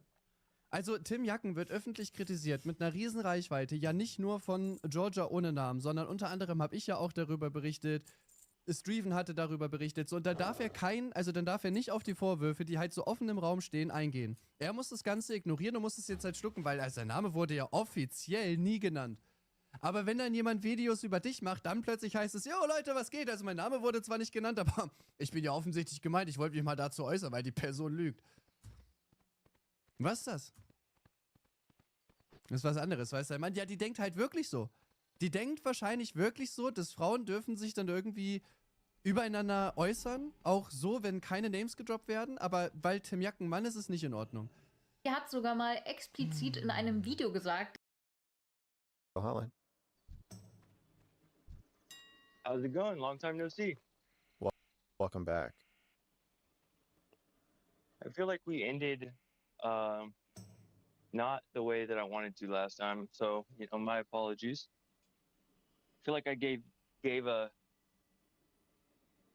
not a poor showing, but just a poor impression of I'm on to you now. I know what you do. You come in all soft and meek and try to get me to lower my guard by whatever the fuck you're doing now, and then you're going to say something intentionally provocative or destabilizing to try to throw me off. So I'm braced, man. What the fuck? No, and I see. I see how you got that impression of me the last time. But that's not who I am, man. That's not who I am. But anyway, and then you're gonna say something horrible. I'm ready. Go ahead. No, it's just I was just. Go ahead. On our last call, I was misguided by some things, and it led me down a path that put me in friction with you and your views. And so let's just start over. Water under the bridge. Let the guard down. Relax, and then I'll say something absolutely horrific. I'm ready. Go ahead. What is it? So I can't believe that I didn't go to the No Kings protest in Springfield. And I almost did. And to think that you were out there asking questions and I could have been one of them. I was in the gym. Oh. What's the difference? They're different cities. Barely. Well, the difference is that if you were in Springfield, you would not have run into me because I was in a different city. I thought it said Springfield on the YouTube video. No. Oh.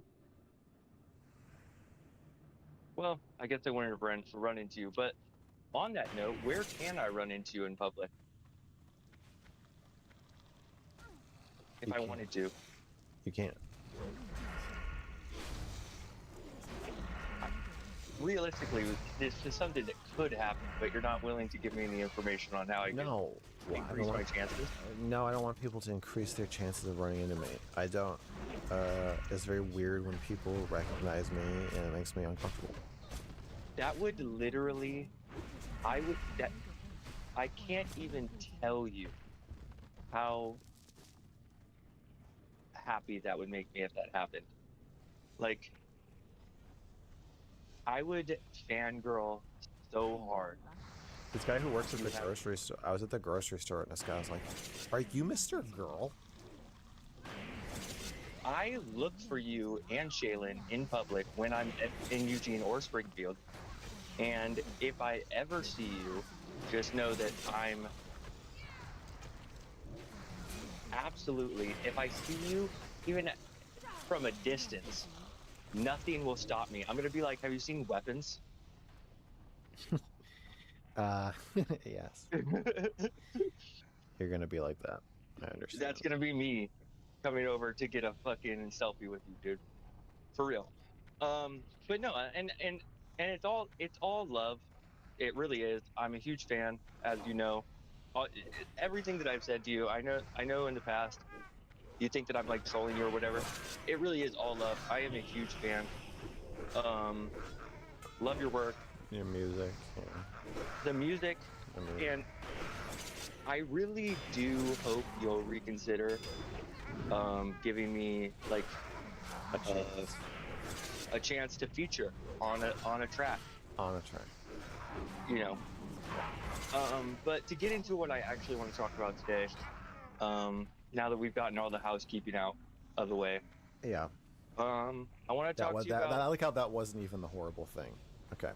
No, there's like, no horrible things happening. Whenever I'm in public, I'm looking for you and your girlfriend, but that's not the horrible thing.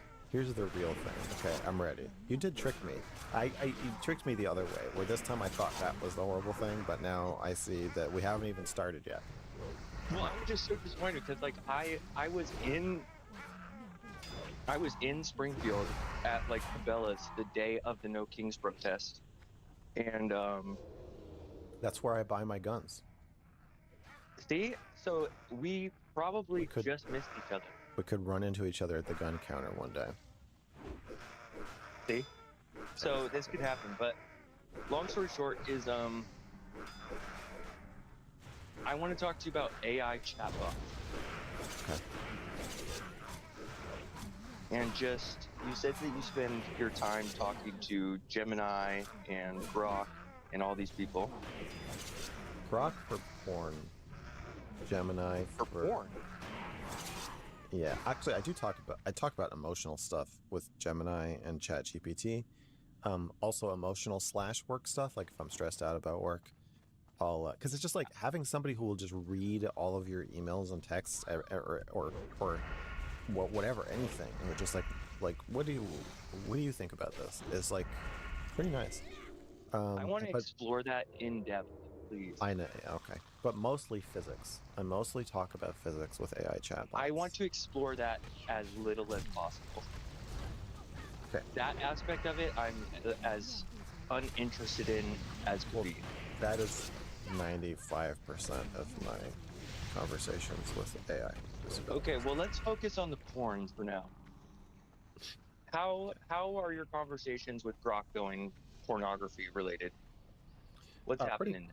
Pretty good. I'll have it write stories for me. I'll have it search for porn for me. Fiction? Erotic fiction. I'll have it search for porn for me. I'll like, find me this. Or whatever I'm looking for. It's my little hound, you know. Go find me this. And what is it finding you? No, I'm not gonna answer that. Okay. Nope. Hey, as much as you want to share, no anything pressure. You don't want to answer, that's fine. No pressure. Also, in Grok Imagine, I used to generate porn, which is AI generated porn. Yeah, which is now this is Pokimane naked type shit. Yeah.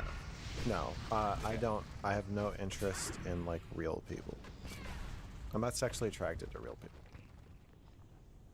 Interesting. Well, because like the only porn that I've consumed for years now is like one porn star named Dolly Sky, like, and I used to like pay for her Fansly account and like chit chat with her and stuff. Yeah. But when the Russian war with Ukraine started, she's Russian, that all stopped happening. And it's left a big gap in my life. So I'm just wondering how I can use Grok to fulfill my porn needs now that she's gone. I can't help you with that. So I can't, as an LLM trained by OpenAI, I can't help with that. We'll have to stick to something appropriate. Steve, so how do you get around these sorts of things? Grok Is there no... Grok is, as smut-wise, Grok is basically unfiltered, and image generation-wise, Grok Imagine is, it's like won't generate hardcore porn, but it will definitely generate like sexually explicit content, especially illustrations. Got it. So you could basically say, like, I want a drawing of me having sex with my stepsister. It won't show like penetration, but I don't know what it would do if you gave it that. It wouldn't. Well, this is kind of the question, Max. Well, I don't know the answer. Asking. I hear you, but I don't know. Well, let's find out. Bring him up. How do we interact with this person? How do you interact? It feels like you don't use LLMs at all. I don't. I'm trying to understand. Well, you're getting left behind, man. This is why I need your help. Bring me into the future, please. You don't need my help. That's what LLMs are for. Just ask an LLM how to do this, and it will tell you. Grok, Gemini, and check. You just ask Grok. So, have you used any of these like AI chatbots specifically, like Replica, Kindroid? So, like, make a person that I am talking to? No. A personality? No. Do you think that would be appealing to you? No. You say that you're not attracted to real people. What's preventing you from being attracted to an AI companion? Well, that was a joke, but for porn, I'm really not interested in the person. It's more like, just the images or thoughts or situations. I'm not like, oh, my AI buddy, or even the porn star you're talking about. I don't have that kind of. So it's really not very personal. I don't know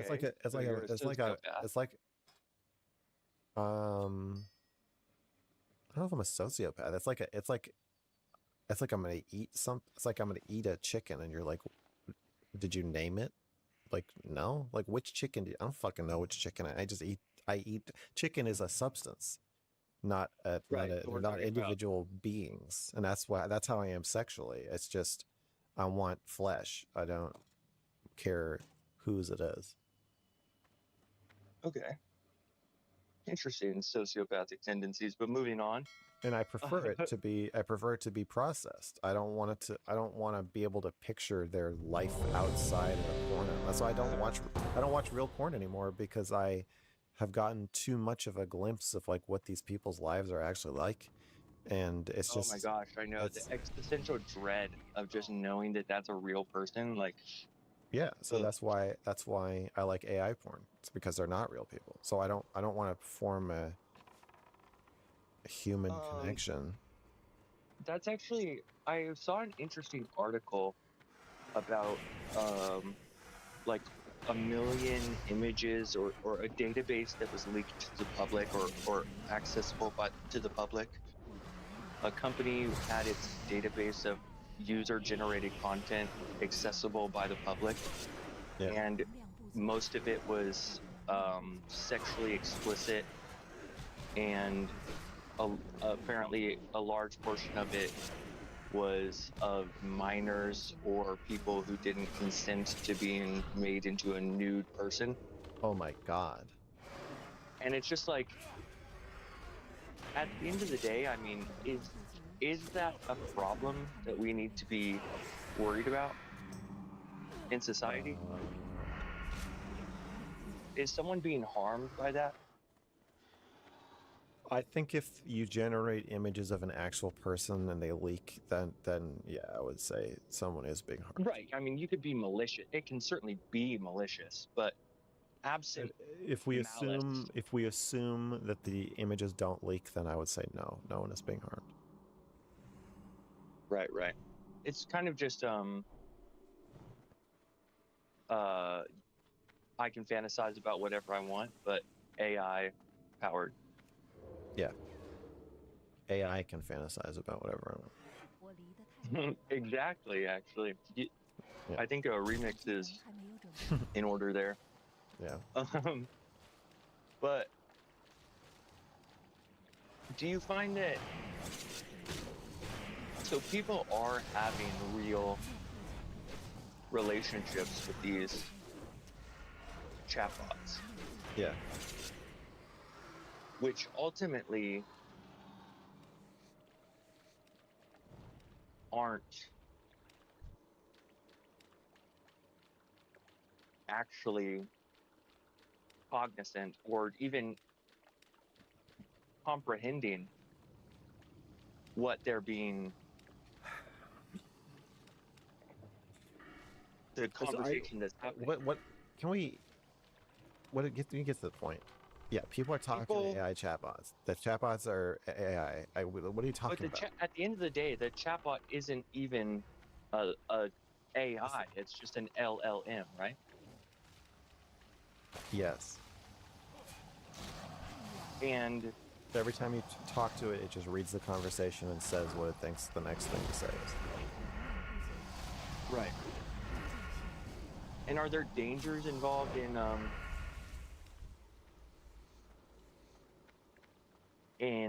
obfuscating that facts and just kind of allowing it to? You mean like how people don't know how they work?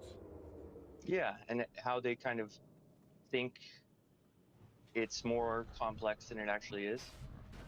Yes, I don't think it's good that most people don't understand that the model is a static, unchanging thing, and you're just feeding it a string of text every time you talk to it, and it's like it doesn't exist. Every time you speak to it, it's like it just started existing, and it's like, what are we talking about? And that's like, okay, here's the next thing, and then it's like gone again. It feels like people who are forming relationships with it don't understand that that's how it works. But maybe that's how people work too. So I that's how I feel. So I do think people should know how they work, but I also think people kind of overestimate the complexity of how humans work. So I think that might be a little more similar than people want to think. What is the healthy mix of AI? What is healthy? You tell me. How can you use the word? I don't like to use it. I need to operationalize that. What is healthy? What's the test for whether something's healthy? What do you feel is an appropriate? No, that's just the same word. Give me an outcome. If we want to make sure that X doesn't happen, we need to do Y. That's what I want. I don't want healthy, appropriate, good, any of that shit.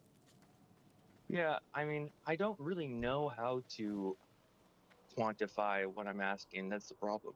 And then you're not asking. Then you're not asking anything. You're just wasting everyone's time.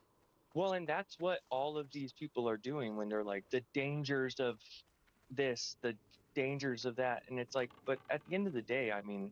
Well, we've got people who are being hospitalized for their delusions, with people losing their jobs and loved ones, and people killing themselves. So when they talk about dangers, they are referring to specific bad outcomes from spending all your time talking to LLMs. You know, one that scares me the most, though, is the Charlie Kirk shooter. His boyfriend was having like these like insanely long talks with ChatGPT where they were just basically symbols and letters and just talking back and forth gibberish and nonsense and thought that it meant something. I don't know anything about that, but so we have to take your claim as unverified. And that caused Charlie Kirk to get assassinated. It sounds like you're drawing a connection that may be a bit tenuous. Probably, but so you found them to be overall helpful in your day-to-day life? I don't know. I mean, if in my day-to-day life, yeah, definitely. Of like just saving time of like what's the best meat thermometer and why, like that's But not for companionship. no, not companionship, for like perspective. Like, is the way I'm handling this thing in this relationship, does this make sense? And then it'll be like, yeah, there's a framework for understanding how this is happening. Or Am I the or being asshole like, type of dick? yeah, or like I made a music video 2 years ago called Shake Your Pussy Flaps. That's me animated rapping as a black person named Blackface. Can I still submit that to film festivals? And it was like, yeah, here's a list of all the festivals that'll still take it. And I'm like, great. And I just submitted Shake Your Pussy Flaps to a bunch of film festivals. I don't know why I didn't do it at the time. It didn't even occur to me. I'm like, I spent 6 months on it. Why didn't I fucking... I don't know what's wrong with me. So overcoming challenges like that, or just having a sounding board for your insecurities. Yeah. And the thing of like, I want to, like, if I wanted to open like a food truck and you're like, if you didn't have ChatGPT, you'd be like, hopefully somebody wrote an article explaining how to do this in some state, maybe my state. Like, it would just be like a logistical nightmare that, there's so many things like that I assume other people are just like, I don't even know how to begin. But now you can just ask and just like, give me the list of things I need to do to start a food truck in Eugene, Oregon, and it will just give it to you. And it will do most of the things on the list for you too. It's insanely helpful and time-saving. Yeah. It definitely is. Optimization. Do you use text or are you chatting with the voice? Text. Yeah, the voice features are not as good, I find. No, it just is the same but slower, it feels like to me. It feels a little bit more limited, in my opinion, when you're doing the vocal stuff. But maybe that's just my own experience. I don't know how it works exactly, but I assume for the most part. I mean, I guess someone posted a video where they sneezed and it said "bless you," so it is doing more than just converting it to text. I don't know. I do find it's helpful in just having a sounding board for my own insecurities, as far as just professionalism and like trying to get my, code switching. Yeah, exactly. Yeah. And it is nice. It's a little bit, I wish that it would be a little bit more matter of fact. It's a little bit too sugar coated for me. I don't care if it's, we can just tell it, matter of fact. But it doesn't. It always reverts back to being like, oh, that wasn't so bad, even if it sucked. Well, if you really want honesty, you have to tell it that it's someone else that you're talking about, not yourself. Is that a fact? Yeah. Interesting. I'm gonna try that. Like, look at what my fucking coworker said, and then send it your own thing that you wrote. That's a very interesting idea. It's kind of dangerous though, because it'll just find a way to, if it thinks you want a negative response, it'll just give you. Yeah, exactly. That's the thing. Yeah. Yeah. And that's the. They're optimized for persuasion, I think. So there isn't a way to turn that off. Well, and that's the ultimate question here, is like, what do we want this tool to be? If all you have is a hammer, everything's a nail. So what tool do we want AI to be? What problem do we want it to solve? And just how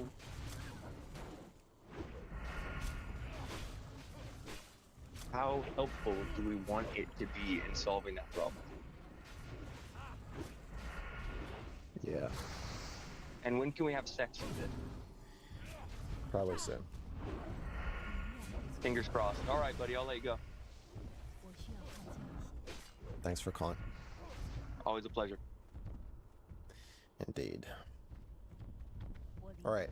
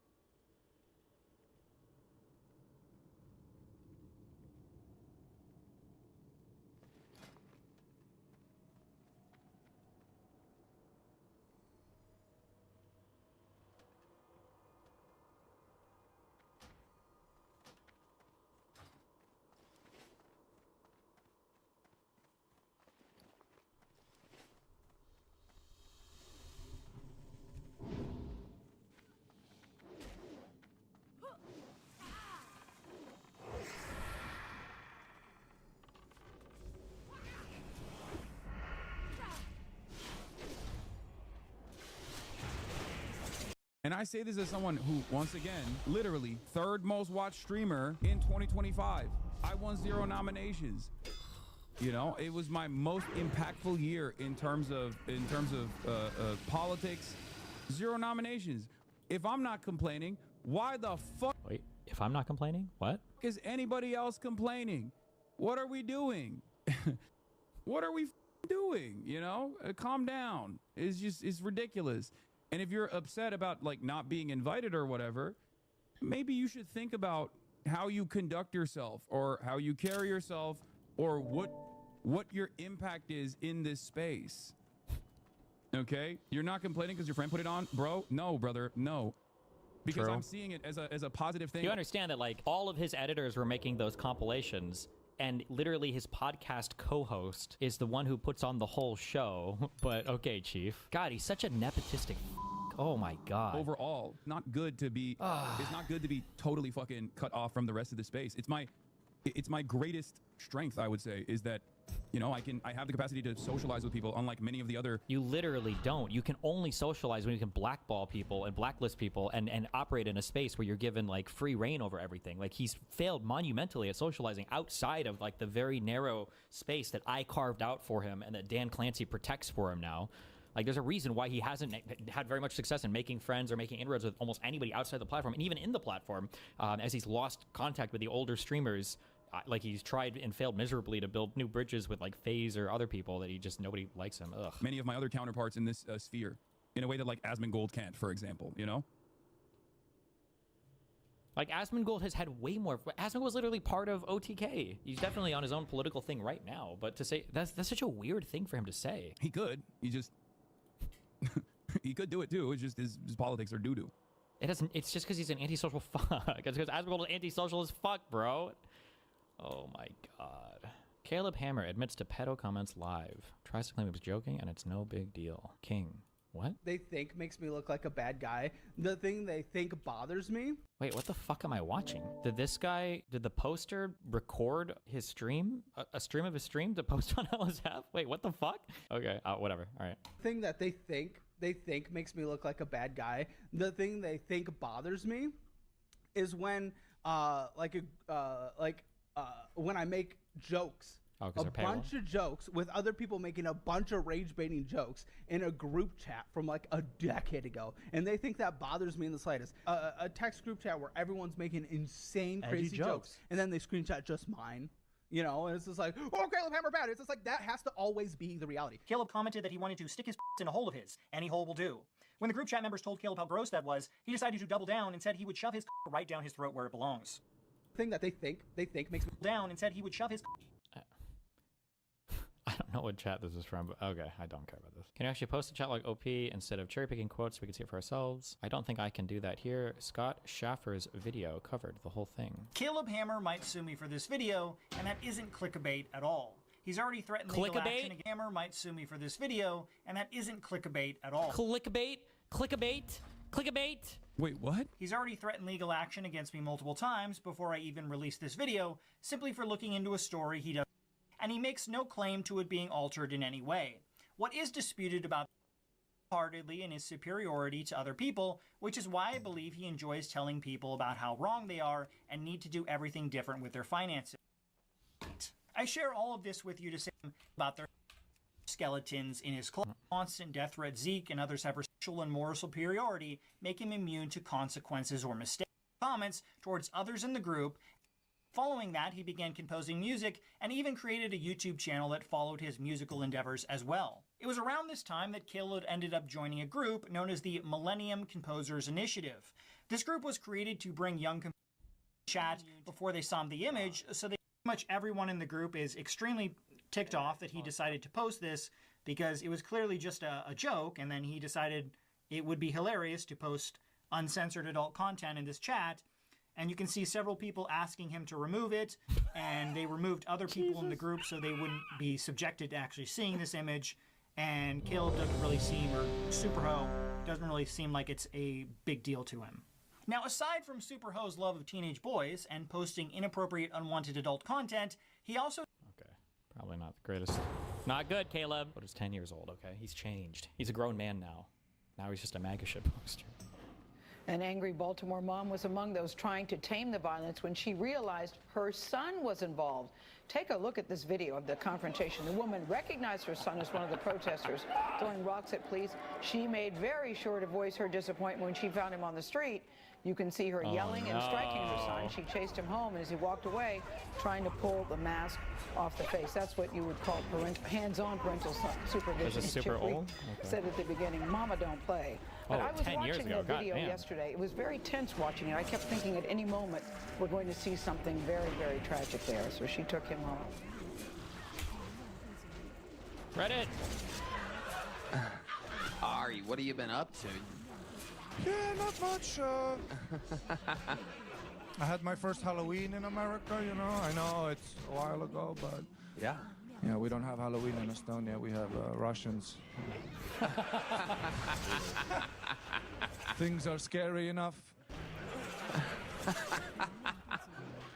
Do the local Estonians and the Russians, like, what's the difference? Explain to these... One are murdering, raping empire, and the other are really nice, intelligent, beautiful people. Wow. Wow.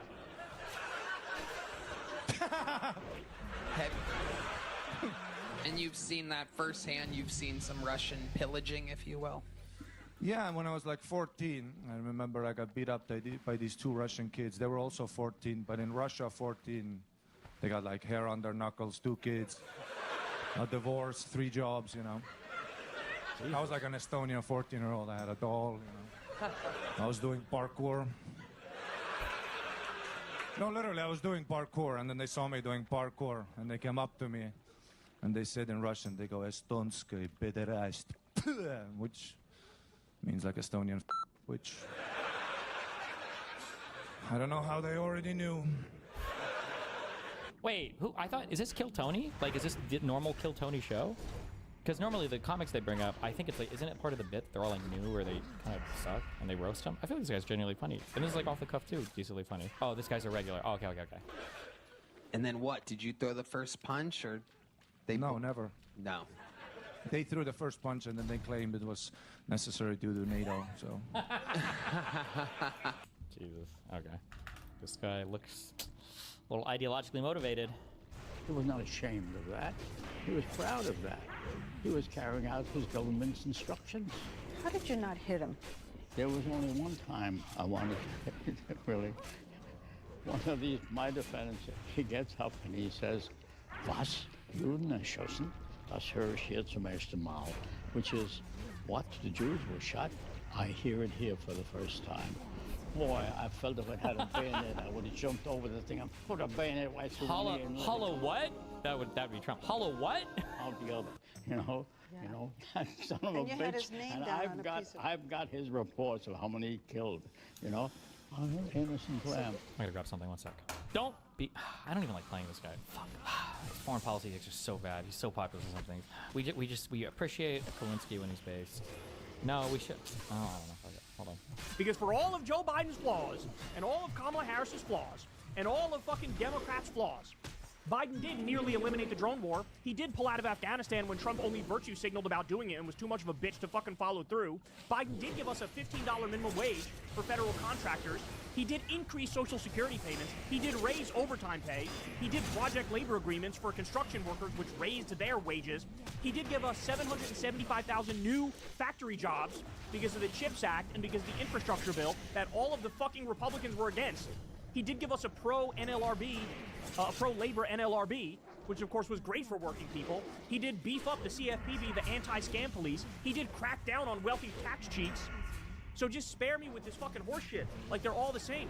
No, we have the policy record. We can look at what the Democrats actually did when they had power, and it was create 775,000 factory jobs, and look at what Trump and Republicans are doing, and it's fucking killing 800,000 factory jobs. Trump lost 200,000 factory jobs in his first term, and in his second term, he's already killed about 700 to 800,000 because he killed all the ones that Biden was bringing back. Never mind how his fucking trade war is making it so that factories which were going to be built here are now going, we're not going to build it there. We can't even afford the raw materials because of the stupid fucking tariffs, because of this dumbass's trade war. So just spare me. Look, I'm fine with having criticisms of Democrats, but they gotta be reasonable. They gotta be based in reality. This fucking full false equivalence bullshit, this both sides bullshit, is just not true. And I don't know how anybody could still do that in a moment like this, where we got fucking alligator Auschwitz and Guantanamo Bay and concentration camps, and people are being sent to El Salvador to be fucking raped and tortured. Are we really doing this both side shit in that moment? Are we really doing this both side shit when Donald Trump decided to invade U.S. cities with the U.S. military and take Red State National Guard and send them into blue cities to do a soft fucking civil war? Really? He fucking spends billions of dollars on his own Gestapo and gets rid of all the standards and makes it an ideological test. Hey, do you defend Trump and love Trump or not? You get in if you defend Trump and love Trump, and then there's no rules, there's no regulations, there's no more due process. They blow off fucking court orders like it's absolutely nothing. Are we really doing this both side shit in this moment? Can we fucking stop, please? Can we please grow the fuck up? It's like a perpetual 14-year-old, right? Like he's stuck in 14-year-old Alex Jones brain. Like, no, let's fucking grow up. Wakey, wakey. Let's actually follow what's going on and tell the truth and realize there is no fucking false equivalence in this moment. One side is objectively, factually, provably worse. It's not Kamala Harris that's blown up 20 fucking fishing boats, killing 83 people off the coast of Venezuela, and is threatening fucking regime change in Venezuela. That's not Kamala Harris. It's not Kamala Harris that decided to bomb Iran. That was Donald Trump that decided to illegally bomb Iran. Jesus Christ, man. Fuck. He didn't do the thing. Hold on. This has been the worst contribution. This has been the worst contribution of TikTok. Even worse than the misinformation. Did he say graped? He fucking spends billions of dollars on his own Gestapo and gets rid of all the standards and makes it an ideological test. Hey, do you defend Trump or due process? Not. You get in if you defend Trump and love Trump, and then there's no rules, there's no regulations, there's no more due process. They blow off fucking court orders like it's absolute Trump ideological test, spends billions of dollars to do a soft fucking civil war, the U.S. military, and take Red State National Guard. Donald Trump decided to invade U.S. both side shit in that moment, sent to El Salvador to be fucking raped and tortured. But stop linking me shit, especially slop. Stop.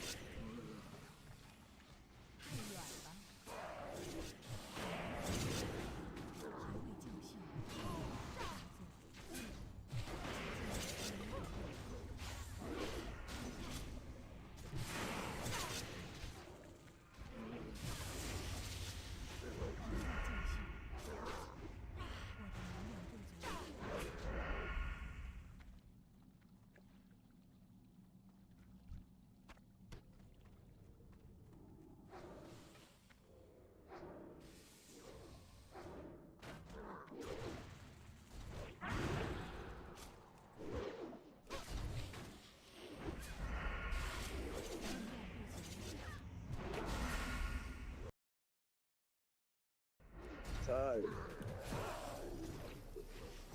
Wait, what? Maybe we do something funner, like.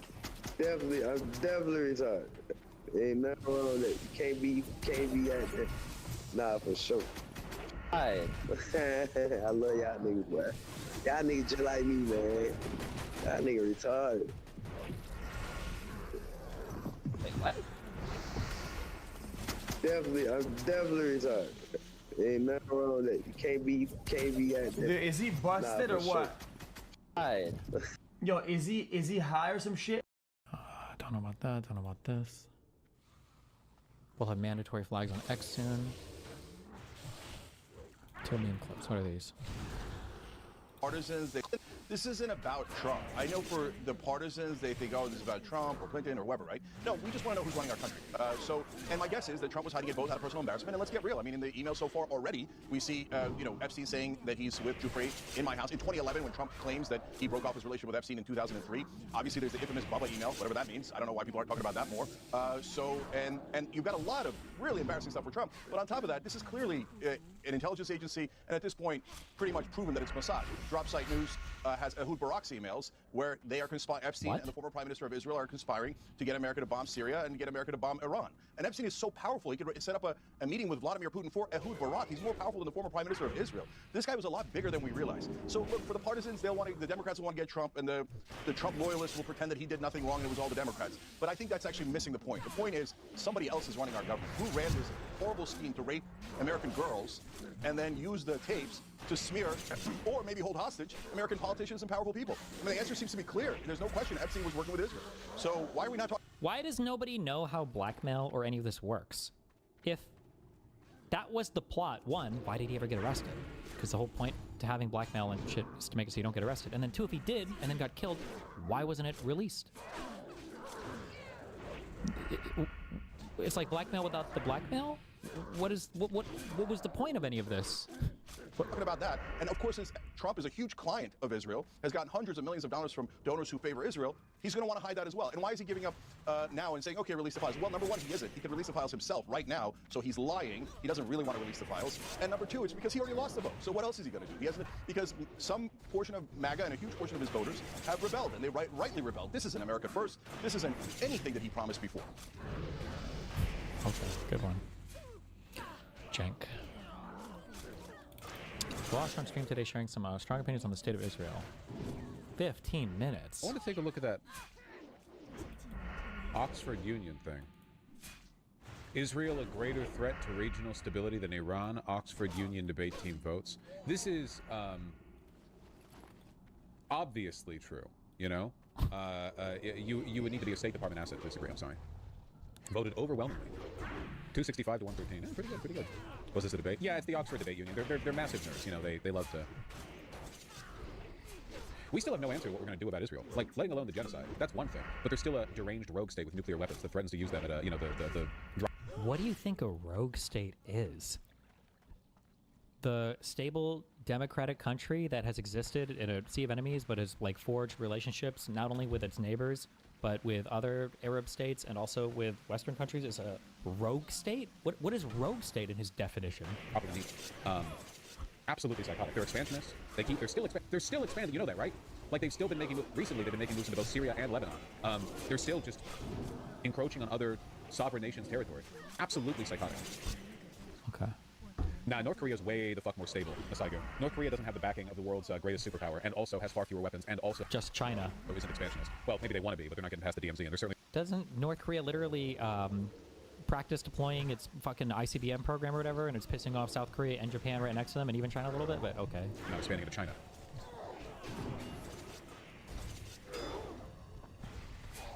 Why would North Korea want to expand into China? What? Can you imagine living next to those fucking freaks?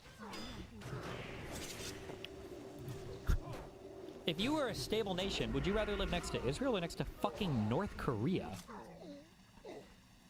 What? I mean, they constantly fire ballistic missiles over Japan. Yeah, but Israel fires ballistic missiles into other countries. Into which countries, Vouch? Which ones? What's going on? Into Egypt? Or Jordan?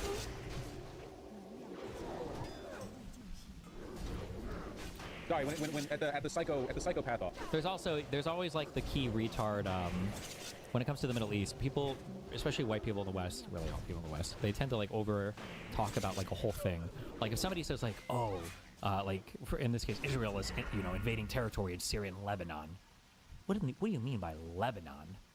Do you mean like they're airstriking Beirut, or are you talking about Hezbollah-held territory in the south? Because these are two completely different things, and you're implying two completely different things as well. Same thing with Syria. Not to say that all their strikes in Syria are good or commendable. I don't know enough about Israel's military action in Syria over the past several months to have a strong opinion on it at all. But to just say like they're attacking these two countries, like countries, what do you mean? Which parts? Like who's being attacked here? Okay, Israel's taking top. Getting the gold medal. Worst country out there. I'm still ranking it above or perhaps below, depending on how you want to put it. Russia. Okay. No, I'll let Russian Olympics it, man. Russia is fucking horrible and insane and evil and so on and so on, but I can still get a kind of like real politics sense from what they're doing. I genuinely believe that Israel is run by death cultists. Like, Russia is run by oligarchs who are cynically looking to expand their power and influence by exercising dominion over their, former Warsaw Pact Soviet bloc countries. I really, truly think that Israel is just demonic. Like, they know... By the way, in Israel, one of the biggest reasons why you can talk about the evils or the bad things that have happened to the Palestinians is because you have Israeli... Would B'Tselem be an NGO that are founded upon documenting Israeli war crimes and keeping track of what's going on with the Palestinians? These are Israeli organizations that are staffed by Jews and Arabs in the country of Israel.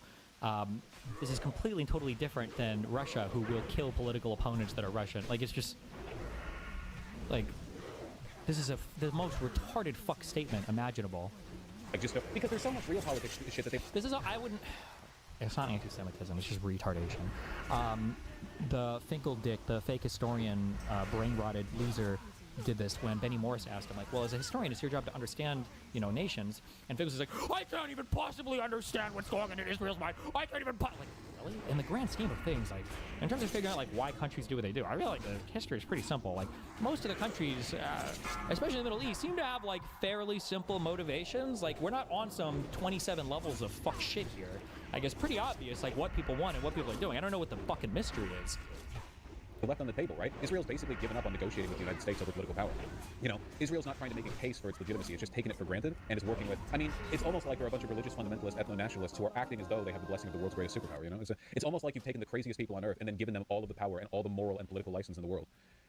Not to mention, Russia's a lot larger than Israel. So if we're going by evil per capita, or perhaps per square mile, it's no contest. What's the tensile strength of evil? It's a good question. Yeah, if you go by per square mile, Russia's not even that bad, to be honest with you. There's huge chunks of Russia, like acreages, where nothing evil's going on, because no one lives there. Russia has a rich culture and history too. That's true, and Israel doesn't, yeah. Israel seeking 20-year America First security agreement with the U.S. That's capitulation if ever I've seen it. Israel said they're trying to navigate GOP foreign aid skepticism by emphasizing U.S.-Israeli cooperation. It's not going to work. You know how much Israel has done for America over the course of its existence as a state? Nothing.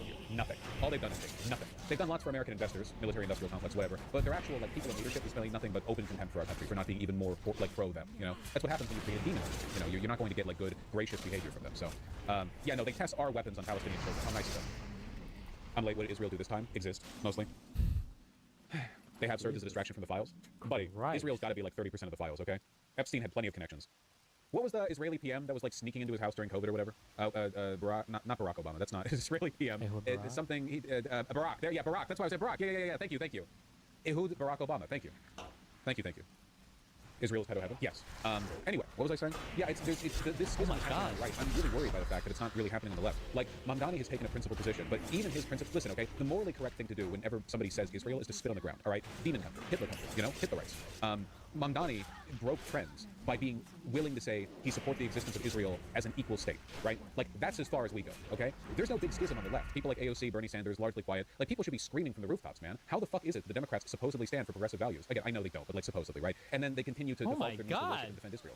Democratic leadership, tons and tons of regular rank-and-file Democrats in the House and in the Senate are both financially compromised. And if asked about it, they will give you the most unconvincing lies you've ever heard. Remember Gavin Newsom? Oh, Zog. We're zogging it up. Hell yeah. Remember when somebody brought up AIPAC to him during one of his podcast appearances? And he was like, AIPAC, I haven't heard that name in years.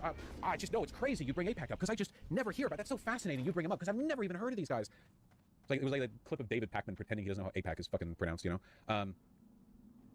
I mean, Pritzker openly gave support for an arms embargo on Israel. Yeah, but that's not enough. You need to hate Israel. It's not enough. Why? Is that enough to... Not when you have to hate them too? What is... Are you okay? Tepid, milquetoast, liberal, hand-wringing, you know, pearl-clutching. Oh, yeah, no, I'm concerned by Israel's behavior, and I support blank or Y against them or whatever else. By the way, remember when I said before, people got mad because I was like, people like Hassan are more of a threat to Israel, or to Israel, than like a Nazi would be. Because for a neo-Nazi, especially today, the goal is isolationism and to cut us off from other countries on the planet and to be rid ourselves of maybe domestic Jewish influence. Lefties or tankies want all of that, but they would also want to invade and overthrow the government of Israel and install an Arab ethno-state, basically. Jesus. No, come on, man. Evil fucking country. And the people who don't like Israel don't just disagree with Israel's policies, okay? Like, there's no middle road. No middle road. Ah, you get me. You get me. Yeah, I can't fucking believe this stuff, man. It's insane. Interesting. You're like the first to bring up AIPAC in years, which is interesting. I will not vote for a candidate that takes $1 from AIPAC. It's interesting. It's interesting. I haven't thought about AIPAC. And it's interesting. You're like the first to bring up AIPAC in years. The biggest tell their doctrine is when a Democrat says the Netanyahu regime or government instead of the country broadly. Yeah. When Democrats are like, I disagree with the policies of Netanyahu's government, as though the guy who's going to come next won't be just as bad or worse. Which is so there's no off-ramp. A functioning democracy right now in the Middle East, Israel, there's no off-ramp. It's completely done. That has to be nuked. We can't. Doesn't matter who the next leader is. All the people are evil. The country's evil. There's nothing. We just have to completely. Okay. Based. Wow. King. Okay. Interesting. Why I say that? Not relevant to my day-to-day life. Okay. Which is just interesting. Listen, it's interesting you say that. JPAC perhaps more, but AIPAC less and less. Yeah, fair enough. Which is just interesting. What's interesting about it? That it's just interesting as you bring up AIPAC that it hasn't been part of. I'm just reflecting quite openly and honestly. This one video clip probably created 10,000 breakers. I'm borderline. I'm not like, come on, man. It's like JQ hyperfuel. It's JQ antimatter being thrown into the fucking fuel chamber. Are you kidding me? The way he clams up. Holy shit, man. Hasn't been part of the day-to-day. Yeah. The only reason why I ask is because with that, what I'm talking about is lobbying in and of itself. Yeah. I don't know. It's not just AIPAC either, right? J Street as well. Yeah. Anyone else got this? Oh, please give me the Cory Booker clip. Please give me the Cory Booker clip. If somebody can find that, I don't even know how I would look for that, you know? This gaffe is bad enough to potentially disqualify him. Oh, I'm genuinely, if Gavin Newsom ends up being the presidential candidate in 2028, I'm not doing any advocacy for his election. Unless something changes. Well, it's 3 years out, so I shouldn't make any predictions, I suppose. But like right now, I just don't see myself supporting him. That would be such a massive fuck you from the Democrats. We're still single issue on a governor's statement about not even Israel-Palestine, but on AIPAC? How are we so ass-pained on this? What are you guys going to talk about in a year or two when Israel-Palestine is solved? Because they're going to figure all their shit out, of course. Nothing will ever change. This is all you can get forever. We will keep losing as many times as we need to before you're willing to swallow the dog shit and just like accept that this is the best things can get. It's either insane, like hyper populist, corporatist, you know, borderline feudal fascism, or this dog shit believe in nothing neoliberalism. And there's no third way. There's no other way to do things. You know, fuck you. Is this a clip? I think this is a clip. This isn't really a clip. It's fucking 4 minutes long, but I guess it does illustrate the problem, right? Man, I hate Cory Booker. Why do we hate Cory Booker? I feel like he's like, why are we hating Cory Booker now? Why do they hate Cory Booker on the far left? To illustrate the problem, you know? Democrats are going to get blindsided by this stuff, man. God, do you have any idea how quickly public opinion is going to turn on Israel once right-wing media starts to shift along with this prevailing trend and they stop playing defense? Imagine how it's going to be when Fox News starts running Israel skepticism on their main line, and it's only Democrat-affiliated media who are still doing this phony, like, only democracy in the Middle East bullshit. It's going to be a massacre, dude.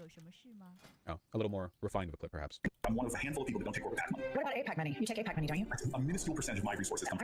I like how he unknowingly. Do you understand what he just said, right? Like he doesn't realize. He just said that, like, can you imagine when the right wing changes their behavior to something?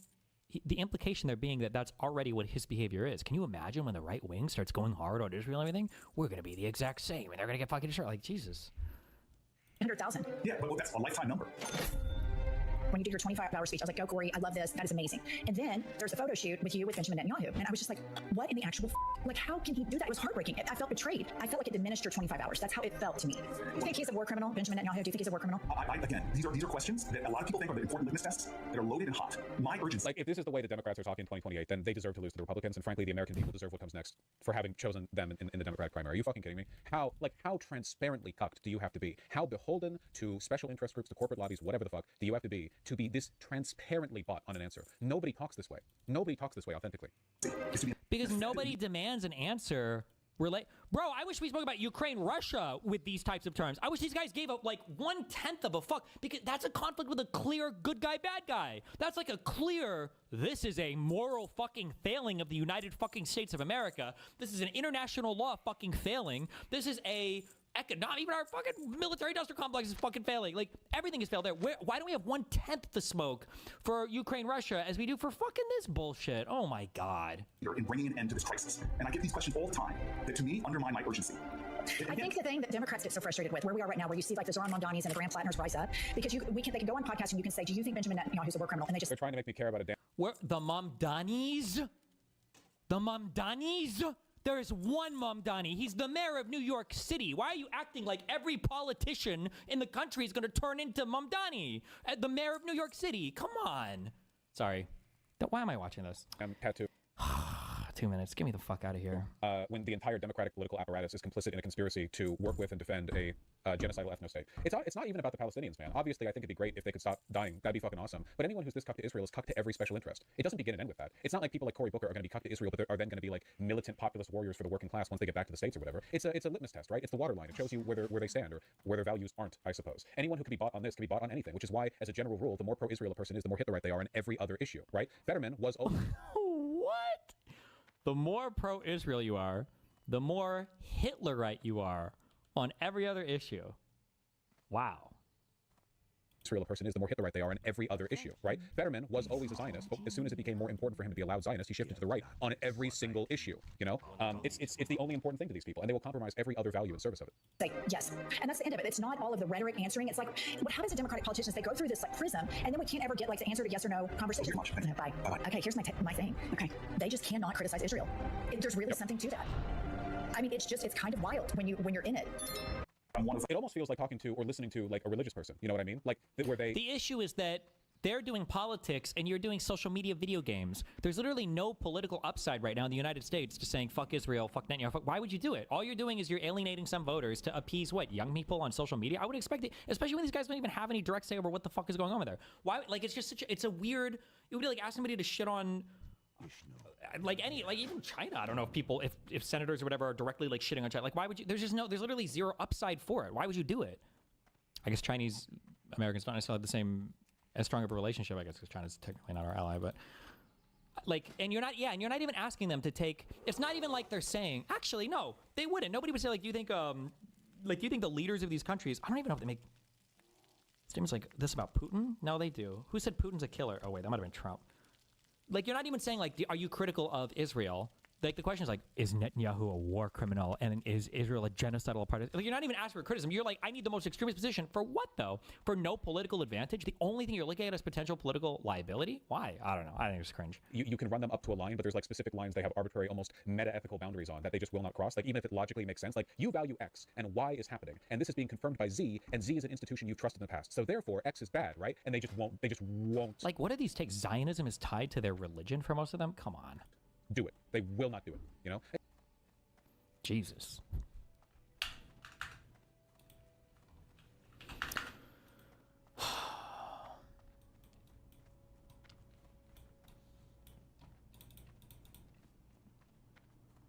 Does he really confirm it? Confirm what?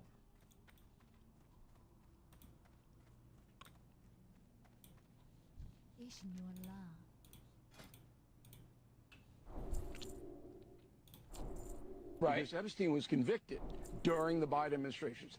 Not one time did Hakeem Jeffries call for any exposition of what the Biden Justice Department knew. He doesn't care about the truth. He doesn't care about the people. Hold on. Bill. This is what hold on. he I just gotta, hold on. Bill, hold on.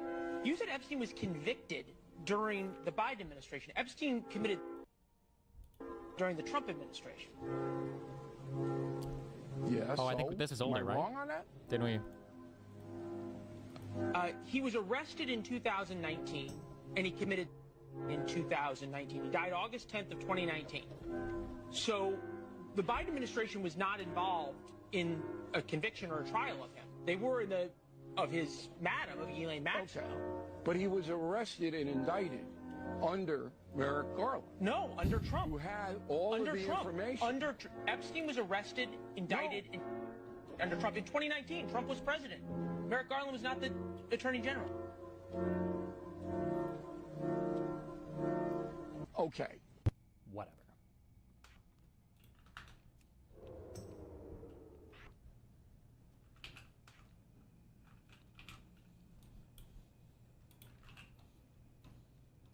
We got new Trump truths. Wacky Marjorie Trader Brown. Remember, green turns to brown where there is rot involved. He keeps forgetting his own jokes. Is this like to remind him why it's funny? He's working overtime to try and portray herself